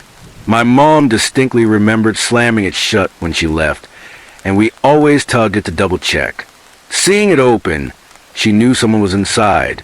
Since her headlights would have signaled her arrival, she figured whoever was there likely knew she was back, unless they were in the rear of the trailer. Taking small precautions, she stepped inside. Simba was in his kennel and started whimpering the moment he saw her. She moved to let him out for protection, when someone grabbed her from behind. At first, as she struggled, she had no idea who was attacking her. I don't know every detail of what she went through, but she soon realized it was TJ. She was shoved into a table and had to scramble back to her feet. She fought back as TJ charged at her full force, wrapping his hands around her neck. Simba was going berserk in his kennel, nearly breaking out, but he couldn't escape.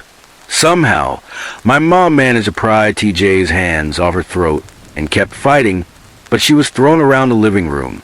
The struggle left holes in the walls, broke furniture, and shattered family knickknacks. TJ's hands found her neck again, and this time, she was helpless. My mom has thin blood due to her condition, and she cut her hand during the fight, causing her to bleed heavily. Between the blood loss, a few cracked teeth, and the pain, she was in agony, even with adrenaline pumping. Looking into TJ's eyes, she could tell he was high on something. She didn't know what. Desperate, she begged for her life. "William, please, I'm your mother," she cried. She later said something shifted in that moment. The hatred in his eyes flickered, and he let go. He glanced around, looked at her one last time, and bolted out the front door. The neighbors had already called the police, who arrived and took my mom's statement. TJ was found the next day and arrested for possession of drug paraphernalia. He wasn't charged with the assault because my mom couldn't bring herself to press charges. It turned out he'd broken in, thinking she was gone for the night since her car wasn't there. He was after money and her medication, fueled by a high dose of speed. I can't stop thinking about what might have happened if I'd been there. I was almost always home on weekends. If I'd been the one to face TJ, I don't think I would have made it out alive. I'm just grateful my mom survived, not only because she's my mother, but because I don't think I could live with the knowledge that my own brother killed her. I attend a community college in Pennsylvania, located in a city known for being run down and dirty. Fortunately, my college is on the outskirts in a much nicer area. It's near a river, surrounded by trees, with modern buildings and well-lit parking lots. Details that make it feel safer and more pleasant than the inner city. Still, given the location, we do have a mix of students, including some who've been to prison or are on the sex offender registry. Most of the ex-convicts I met are genuinely trying to rebuild their lives through education, but I can't say the same for the sex offenders I've encountered. Before the incident I'm about to share, I'd had 2 prior run-ins with registered offenders. Those weren't too serious, just some harassing phone calls that stopped after I blocked their numbers and threatened to press charges. Those stories aren't worth diving into, but they set the stage for what happened with a man we'll call Bill. I didn't know Bill was on the sex offender registry when this started. I'm a computer major, and Bill was pursuing a similar tech-related degree, so we shared several classes. I'd had at least one class with him for the past 2 semesters. To paint a picture of Bill, he's in his late 40s, balding with whitish-gray hair, heavy-set around 350 pounds, and just under 6 feet tall. During our first semester together, Bill would chat with me occasionally. He never seemed creepy, just lonely, like a guy with a dull life and no friends. I felt a bit sorry for him. Since it's a community college, I'm used to classmates of all ages, so our conversations didn't strike me as odd. Still, it started to feel like I was his only friend, which got a little annoying. After summer break, my 4th semester began, and sure enough, Bill was in one of my classes again. I didn't mind too much, and was even a bit relieved to see a familiar face. We picked our seats for the semester, with one seat between us occupied by a kind woman in her late 30s or early 40s. Everything seemed normal until about halfway through the term. Out of the blue, Bill sent me a Facebook friend request. Since I'd known him for months, I accepted it without much thought. But within 5 minutes of accepting, he messaged me privately, asking if I had a boyfriend. That felt off. My profile picture was of me and my boyfriend. My About Me section, visible to all my Facebook friends, clearly stated I had been in a relationship for over 3 years. Giving him the benefit of the doubt, I figured he might have thought the guy in my photo was a friend or sibling and hadn't checked my profile. I replied that yes, I did have a boyfriend. He just said, okay, and that was it. But after that, things got weirder.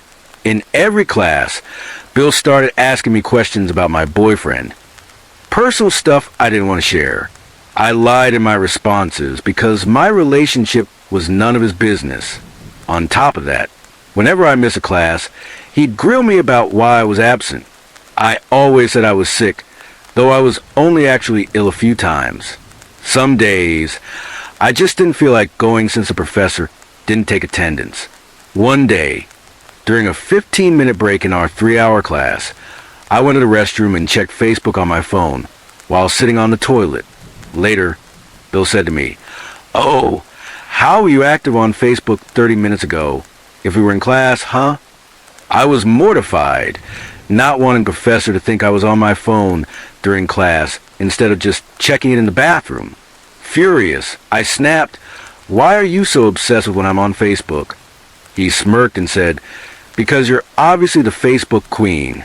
That made my blood boil. I wanted to slap him. I know girls who are glued to their phones, and just because I checked my page in the bathroom, I'm some stereotype? Plus, it felt insanely creepy that he was monitoring when I was active online. There was another woman in our class, Lorraine, who I had a different class with that semester. One Bill wasn't in. She was in her late 50s or early 60s. In that other class, I was talking to my good friend Angel, a guy in his late 30s with a wife and kids.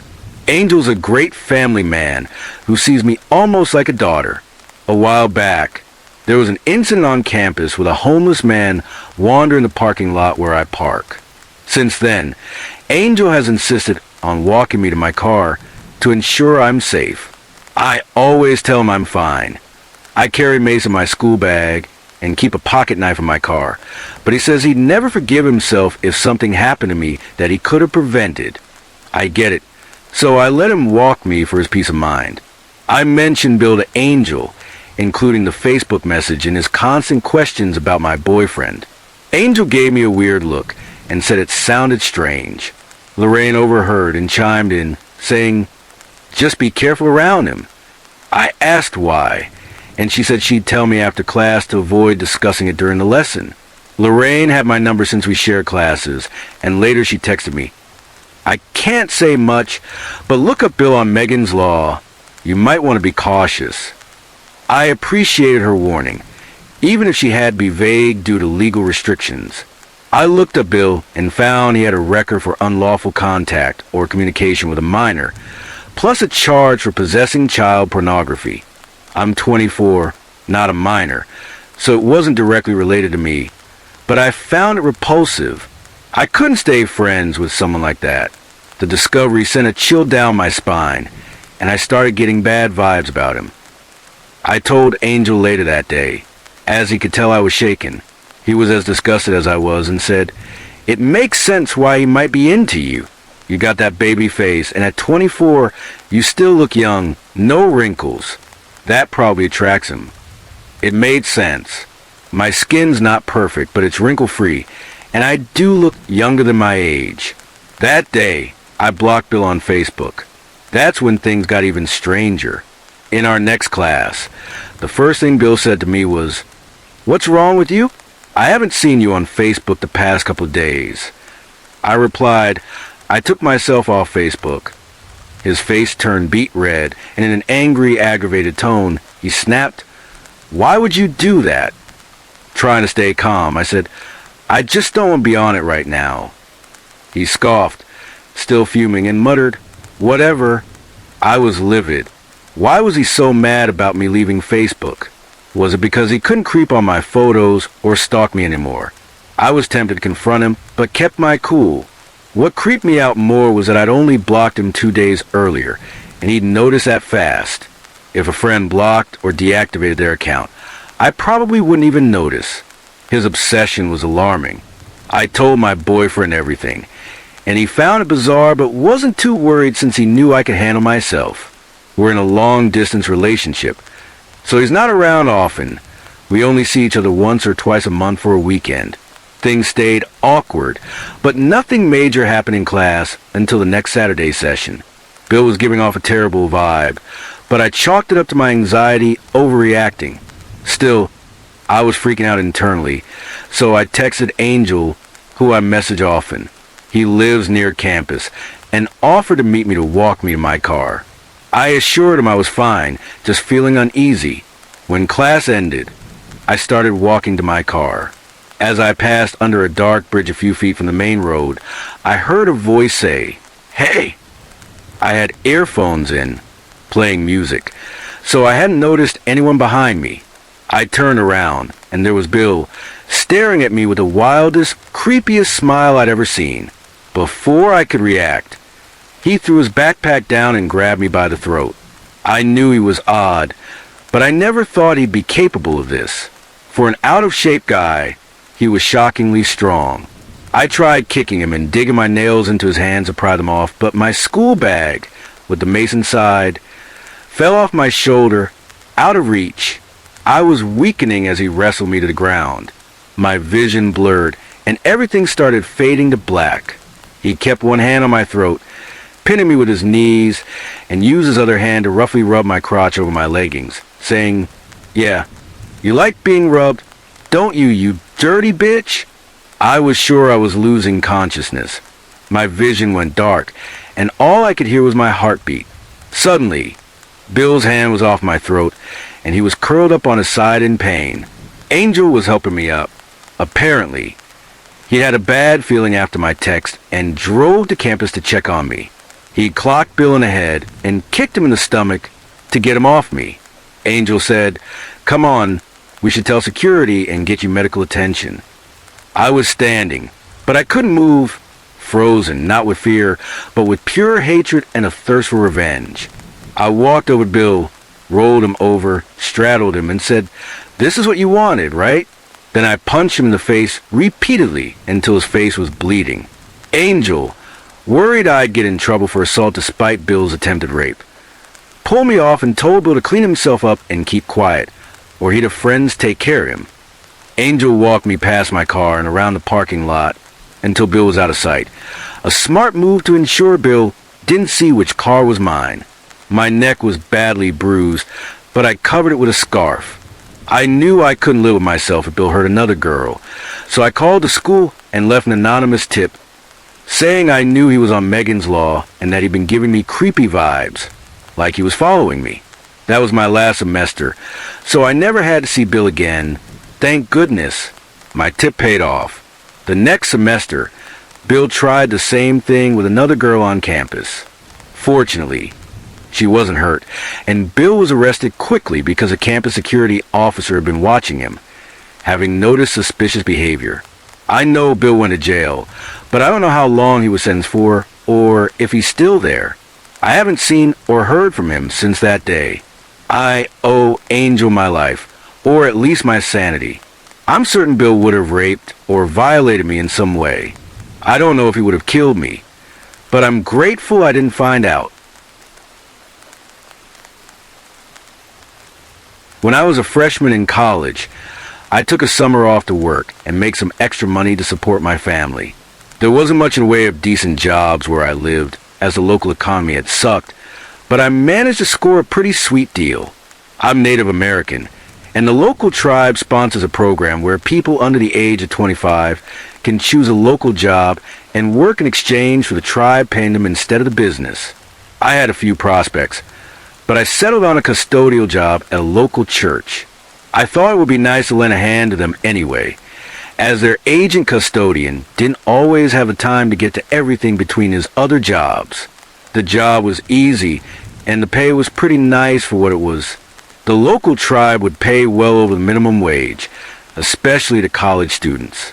The custodian gave me a rundown of what I was supposed to take care of between services, but after that, I was on my own for the remainder of my time working there. Like I said, the job was easy enough. I'd arrive at about 7 a.m. in the morning, pick up what little trash may have accumulated on the lawn, then move inside and vacuum where necessary. I maintained the bathrooms every few days, dusted or did the lawn work, but the majority of my work was inside the church. The other custodian did the mowing and lawn work in the evenings after I'd left. The only problem I had with it was that the church didn't have the money to run the AC during the week when no one was there, so the church was extremely hot inside. I really enjoyed being able to work on my own, and the peace and quiet was much appreciated. I was supposed to work 8 hours a day, but my work really took more than 5 or 6. I tended to work pretty slow, so I would still have something to do throughout the week. At one point, the manager of the program told me that if I finished work early, I could take a paid siesta on a comfortable couch at the church. A job that pays to take a nap sounds like a win-win, right? Let me tell you a little bit about the church. It was the second largest in the town I lived in, but it wasn't too terribly massive. There were about 50 or so rooms, with about 2 or 3 sub-rooms within those rooms. Most of them were rarely used, though, so I didn't have to bother too much with cleaning them. The church was split into 2 buildings. The main building, which was where the services and most of my work took place, and a fellowship building located down a short walkway from the main building. The main sanctuary, where the services took place, was in the center of the building with large double doors out front, and the rest of the church was built around it. I think the sanctuary was the original church, but as the church grew, they built around it. The outer portion of the church was sectioned into 3 long hallways with classrooms littering the halls. The hallways formed a very angular upside-down U-shape around and behind the sanctuary. There were a few other things that made the job interesting. The church had a problem with vandals breaking in from time to time. So when I got there in the morning, I always locked the doors behind me as I moved through the building. I always double-checked the entry/exit doors once I arrived to make sure that they were locked and secured. I was there by myself, but I figured my car parked out front would dissuade anyone from wanting to break in. Another quirk was that the building had been built with an absence of windows. The main sanctuary was the only room that had any windows, and thus was the only room that wasn't pitch black when the lights were off. The last quirk I remember was that the wiring in the building was pretty bad. It wasn't a shock hazard or fire hazard, but it wasn't designed very well. Some of the light switches or breakers didn't control the lights or power for any rooms nearby. One in the hall, for example, controlled the lights and power for a small room on the other side of the building. Still, though, the job was a pretty sweet deal for what it was. The first month of work was pretty uneventful.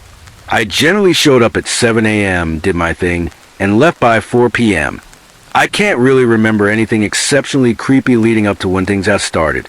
But then again, if anything had been going on, I probably dismissed it as the building shifting or something. The first truly odd thing that happened seemed to come out of nowhere. It was the middle of the day, and I had been vacuuming and checking classrooms when all of a sudden I started to feel really ill. It was hot in there, so I thought to make sure I wasn't dehydrated.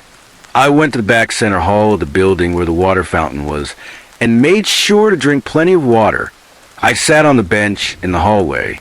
The center hall was the only area that had the lights off, as I had turned the breakers off in the rest of the building to save the church money on utilities.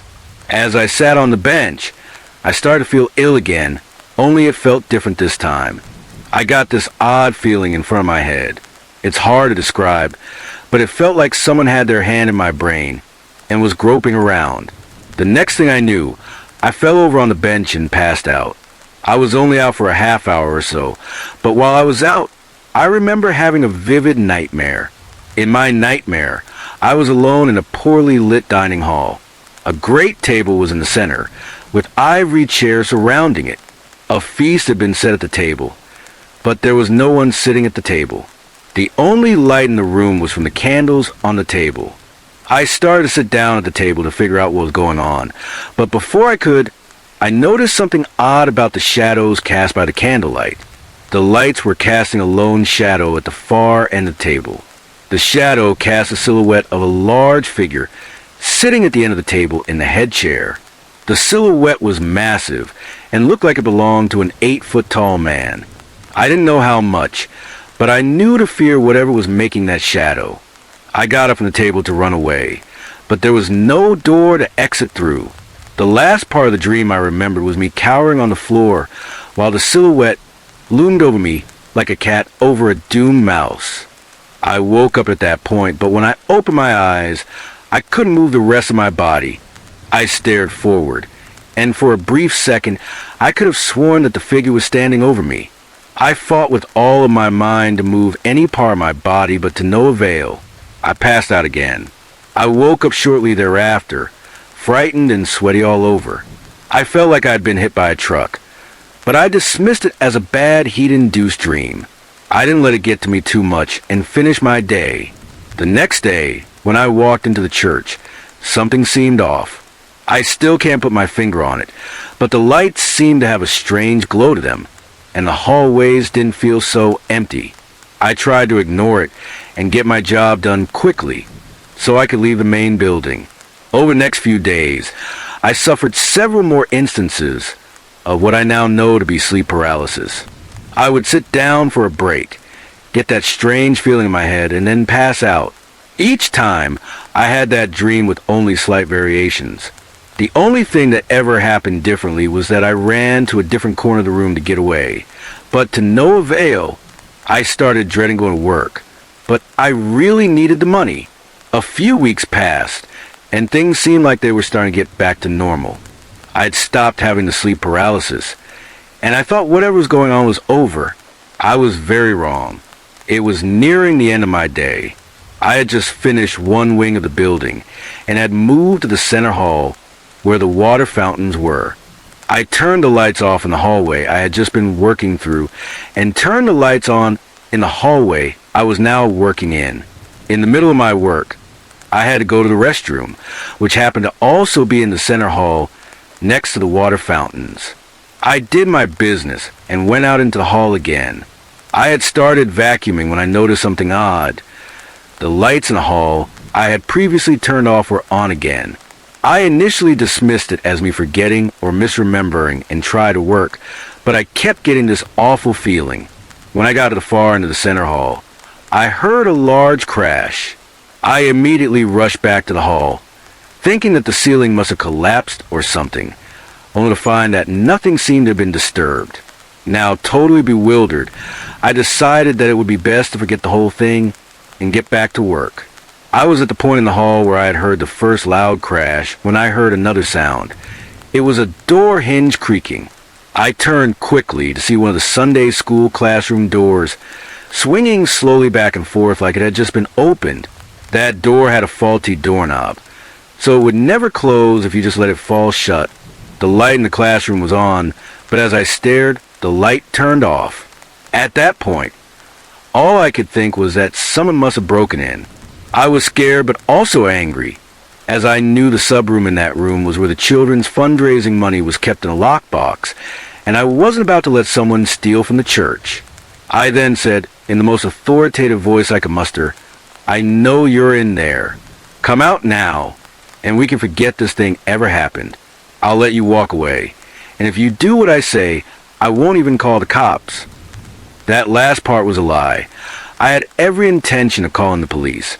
But for now, I was locked inside with an intruder, slowly approaching the classroom. I pulled out my utility knife. When I got to the door, I pushed it forward and entered the room quickly, knife in one hand and a flashlight in the other, looking in both directions. When I saw no one, I quickly moved to the subroom and checked it out again. I saw no one. I went back to the light switch and flipped it on. I swear I checked every square inch of that room. No one was there. At this point, I was very unsettled. It was about 3:45, so I decided that I had finished the rest of the cleaning later. I turned the lights off again, this time feeling dread. With every switch I flipped off. As I was at the end of the center hall again, almost where I had been standing when I heard the other noises, I heard the door creak again. I turned quickly, shining my light down the hall, to see the door moving back and forth again. The light flickered on again, only this time it was different. The light was on, but there was a darkness in the room so black that it seemed to be eating the light surrounding it. I didn't care anymore. I turned to run out of there as fast as I could. I heard the door behind me slam open, followed by the sound of large, lumbering steps following me down the hall. I ran to an exit door at the other far end of the building, quickly unlocking the door and tumbling out, falling to the ground.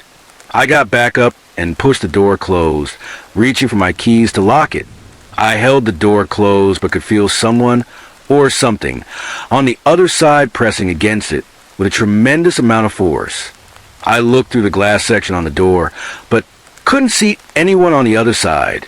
Eventually, after struggling against whatever was on the other side of that door for what seemed like forever, the pressure stopped, and I was able to shut the door all the way, reach for my key, and lock it. I called in sick the next day, which was luckily a Friday. You couldn't imagine how relieved I was that the next week was the end of my regular duties, and the church put me to work volunteering at their youth event out of town. I never told anyone about what happened. A few months afterward, I found out that the pastor of the church had started an affair with a woman he met online. He had started the affair online at about the time that I had the first instances of sleep paralysis. Worse yet, he had left one Thursday to finally go meet her in person. And you guessed it, it was a Thursday when stuff seriously went down for me. I had actually seen him grabbing some stuff from his office across the street from the church that morning. He told me that he was leaving for a convention, but he was actually leaving to meet the woman he'd met. Before all of this came to light near when this happened to me, he told the church that he was stepping down to take care of his terminally ill wife. That was a lie. He shortly after left his wife and their children, cleaned out their bank account, and left his family without a penny. I can't help but feel like his actions are what caused, well, whatever the hell was in that church to happen. That wasn't the last I ever saw of whatever that thing was. But that's another story entirely. Let me start by saying this story isn't really mine. It belongs more to my sister. But I was there when it all went down, and it still creeps me out to this day. My family lives in a small town in England, the kind of place where nothing much ever happens. We've been here since I was 3, and in all that time, nothing bad had ever touched us. This happened about 2 years ago. My sister was 17, about to turn 18, and she just finished sixth form. She was getting ready to head off to university, and the school decided to throw a party in town to celebrate the students. Keep in mind, the town's only a 5-minute walk from our cul-de-sac. That evening, around 7 p.m., my sister and her friends headed out to the party. Everything seemed fine. I even took their pictures before they left, all smiles and excitement. My sister mentioned that our mom had told her she'd meet her halfway after the party, since it was set to end at 11:30 p.m. I was 15 at the time, bored out of my mind, so I decided to tag along with Mom for the nighttime walk to pick her up. The plan was set. When the time came, Mom and I left the house to go get my sister. I tried calling her as we walked out the door to let her know we were on our way, but her phone went straight to voicemail. I figured her battery must have died. No big deal. We'd only been walking for about 3 minutes when we spotted my sister coming down the street toward us. Mom suddenly said, "What is she doing?" Confused, I replied, "What do you mean? We're meeting her halfway, right?" Mom shot me a look and said, "No, I told her we were picking her up." In my head, I groaned. Clearly, one of them had misunderstood the other, and I could already sense this was going to spark a fight. I was lost in that thought when Mom's voice yanked me back to reality. She was shouting, practically screaming, down the road. At first, I thought she was yelling at my sister, but then I realized she wasn't. My eyes followed her gaze, and my heart leapt into my throat. There was a man, maybe 5 paces behind my sister, standing at the end of the road. He was tall, dressed head to toe in black, and he'd stopped walking. It hit me like a punch. My sister had been followed from the party. While my sister ran toward us, Mom was screaming at the guy. He froze, probably realized that we weren't just random passers-by, but were there for her. Let me tell you, my mother is not someone you want to cross. She's downright terrifying when she's angry. She was storming toward him, yelling things like, "Oi, you bastard! You better not be following my daughter. Come here." The guy, clearly thrown off by Mom's fury and the fact that she was practically charging at him, bolted around the corner and down the road. Mom took off after him, hot on his heels. My sister reached me, and I could see the fear in her eyes.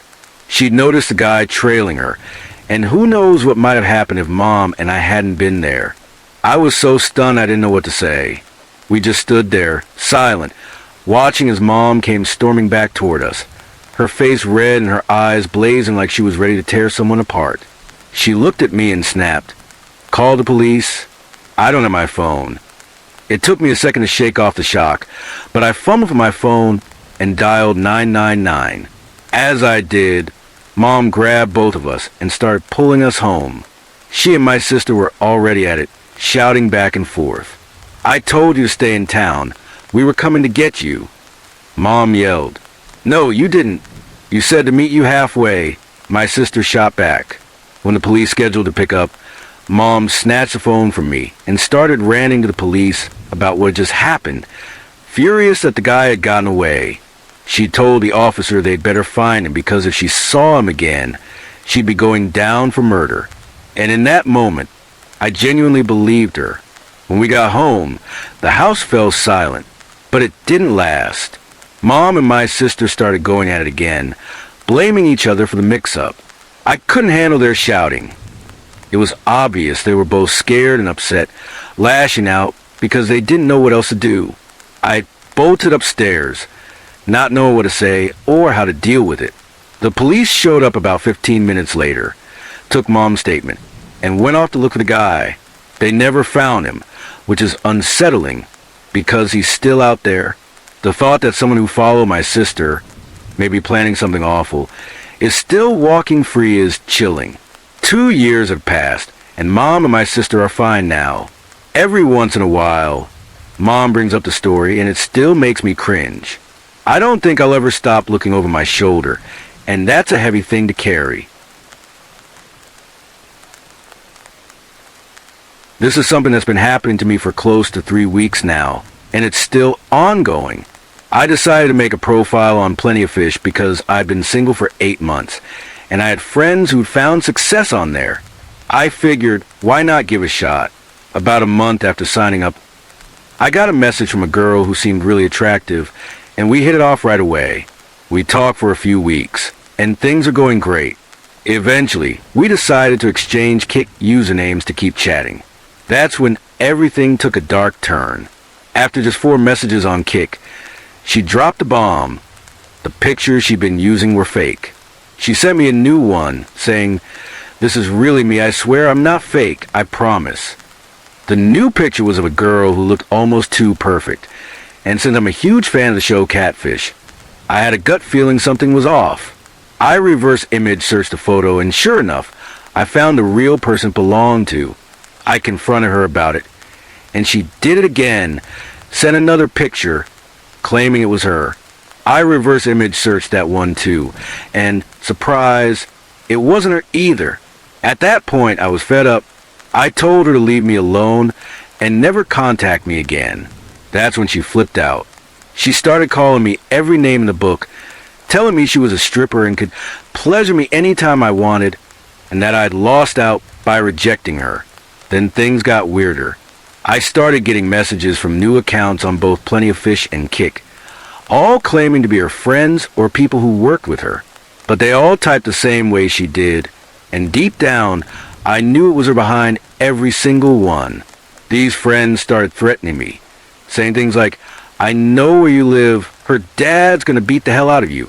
And the one that made my stomach drop, "I know you live in Pine Ridge." That's my neighborhood.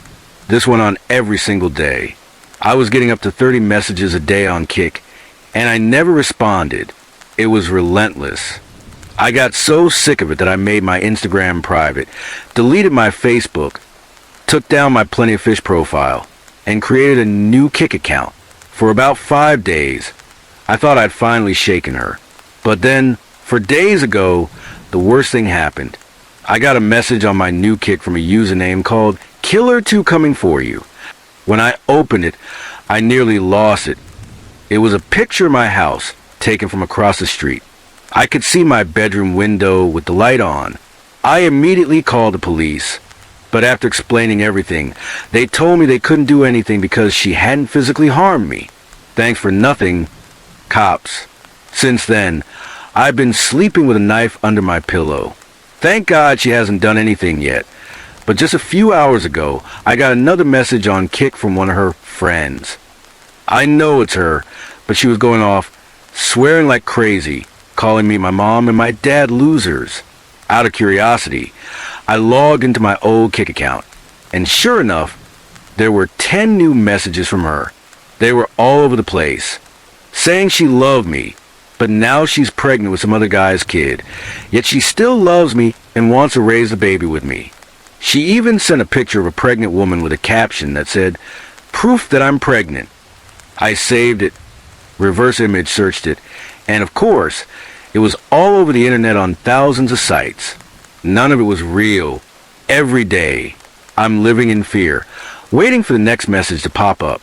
I'm planning to make another new Kik account tonight, but she seems to find them no matter what I do. I've been keeping screenshots of all the messages she sent, so I have proof if I need to verify any of this. I'm sorry this story is a bit long, but thanks for sticking with it. Please wish me luck. Update. The day after I shared this story, I deleted my Kik account and every other social media platform except Facebook, since that's the only way most of my family can reach me. I made sure everything I posted, liked, or shared was set to private. But today, I got a new message in my Facebook message request from someone I won't name, since this is now an active investigation. The message said, "My sister loved you and you broke her heart. We're coming to kill you." This came in this morning, and I've called the police again. They're finally starting to take it seriously now that they have a name and a message to work with. They said they'll do their best to help. So here's hoping. I worked at a private club that's no longer around, largely because my bosses weren't just running the place for us dancers. They were also deeply tied to the mob. Naturally, that kind of setup drew the feds' attention, and they were itching to shut it down. Back then, though, the club was thriving, a hot spot where men came to. let's say, unwind. Places like this have unspoken rules, the kind you only learn by working there. One big rule was to stay safe and make sure the men didn't mistake your job for something personal, like a relationship. Unfortunately, not every girl followed that rule. One of those girls was Kim. Despite constant reminders from management, Kim didn't just forget this rule. She ignored it completely. It got so bad that her real-life boyfriend started getting jealous. Long story short, she began acting like she was untouchable. Boyfriends weren't allowed in the club. She didn't meet clients outside of work. And with the mob backing us, she figured she had extra protection. The club's layout was simple. You walked through the only door, and straight ahead was a stage. To your left was another stage, and to your right was a door to the locker room, with the bar nearby. The men's room was on the same side as the entrance. On most days, it was a typical scene. Men in their seats, girls walking around, a dancer on each stage, and others hanging out in the locker room. That day, Kim was in the locker room, on her phone with her boyfriend, chatting about her shift so far. Everything seemed fine between them. At least, that's what she thought. What Kim didn't realize was how fed up her boyfriend was. He was sick of hearing about her job, especially about one regular customer named Steve. She'd come home bragging about the extravagant gift Steve gave her, and it drove her boyfriend up the wall. While she was on the phone, she got called to perform on stage. She promised to call him back later and hung up, unaware that it would be the last time she'd ever speak to him, or anyone. Her boyfriend was already in the club's parking lot, parked in the back, blending in with the other cars. After their call ended, he reached under his seat, grabbed a gun, and got out of his car. He walked straight to the club's entrance and slipped inside, standing just behind the velvet rope, like any other guy waiting to flash their club pass. The music changed, and Kim moved from the first stage to the second. As she did, her boyfriend reached inside his coat. The doorman, assuming he was pulling out his pass, didn't think twice until it was too late. He drew his gun, aimed, and shot her. Then he turned, bolted back to his car, and sped off. The club erupted into chaos. One of the managers, Lisa, tried CPR, but people were scrambling for cover, unsure what was happening or what to do. Eventually, things calmed down enough for the paramedics to arrive, but by then, Kim was gone. The saddest part? By the time her body was taken away, the big bosses had shown up. They told everyone to get ready to go back to work, ordered the waitresses to clean up the blood, and acted like nothing had happened. I've never seen so many people fall so silent all at once. It was a Saturday night, and I just started working at an adult club. I think it was actually a Thursday when this particular night went down, but it began like any other shift until this guy walked in. I spotted him sitting in a dark corner of the club and approached him, starting with my usual small talk. You know, the standard stuff. How's your day going? Nice weather, huh? It was all pretty routine until he popped a question I'd heard a million times. What would it take to see you outside the club? I was tired of this line, so I gave my go-to response. Sorry, I'm not the one for that, but I'm sure you'll find someone who is. I'll just excuse myself so she can come find you. I turned to leave, but he gently grabbed my arm and said, Everyone here has a price. I smirked and fired back. Yeah, you're right. $1 million, letting out a little giggle. He didn't find it funny. Instead, he stood up, threw about $3,000 in large bills at me, and stormed out the front door. I'm not dumb, so I picked up the cash and went on with my night like nothing happened. But later, the guy came back and told my boss I took his money without dancing for him. I got called into the office, and my boss demanded I return the money. I was pissed. Hell no, I said. He tipped it to me, and not even nicely. He threw it at me and made me pick it up off the floor. My boss went on about how I'd have to take it up with the big guys in the main office, which was a hassle I didn't want. So I offered a compromise. If he wanted compensation, I'd give him a few dances. Since we could set our own rates, I decided $1,000 per song sounded fair. I found the guy back in his dark corner and told him I'd dance for him, asking him to follow me to the dance area. He just said, "Right here's fine." At that point, I didn't care anymore, so I danced where we were. After a few songs, I stopped, and of course, he started up again about wanting to take me home. I stood up, rolled my eyes, and said, "I already told you no." This time he grabbed my arm, not so gently, and spun me around, saying, "I'm not asking." Then he grabbed my throat, lifted me off the ground, and hissed, "You don't understand. I live on the 10th floor, and I think your nice body would look great thrown out the window." My mind was racing. This guy was unhinged. I reacted fast, kneeing him right where it hurts. He dropped me with a yell, and the doorman finally rushed over. I told him to get him the hell out. I grabbed a robe on my way out the door, wanted to see what he was driving in case he caused trouble later. Sure enough, he was getting into one of those creepy white vans, you know, the kind with no windows and back, like something a predator would drive. I asked the doorman why they didn't step in sooner, explaining everything that had happened. They said they couldn't see into that corner anyway. After all that, I decided to call it a night. I got dressed, punched out, and headed to my car to drive home. As I was about to get on the freeway, I noticed that same damn van behind me, honking and signaling for me to roll down my window. I thought, screw that and screw you, dude. When the light turned green, I took the freeway on-ramp, but he followed me. I figured with my hour-long drive home, he'd give up eventually. I was wrong. I sped up, he sped up. I slowed down, he slowed down. After about an hour of this, I was losing it, thinking, damn it, just go already. I started speeding up and slamming on my brakes, hoping to shake him. It was 3 a.m. and the freeway was empty, so this cat and mouse game went on for a bit. Then we hit a small bridge, and he started ramming my car. I was in a tiny two-door, and he was in that big van, slamming into me over and over. I fought to stay on the road, but I clipped the bridge's wall. I straightened out and decided this had to end. I grabbed my phone, called 911, and put it on speaker so I could focus on driving. I knew the area well, so I took the next exit, hoping to lose him on the back roads.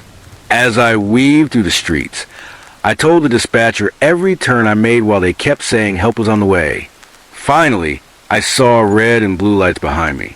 The operator told me to pull into an auto shop on the next block. I did, watching the van speed off with police in pursuit. An officer approached my car and, to my shock, told me to step out with my hands up. Before I knew it, I was on the ground in handcuffs, answering questions about my name and what happened. I asked why I was being cuffed, and thank God another officer stepped in, telling the first one I was the victim who'd called for help.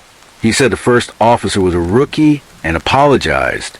They uncuffed me, and I gave a full statement, which they said they'd follow up on. After everything, I'd never been so relieved to finally make it home.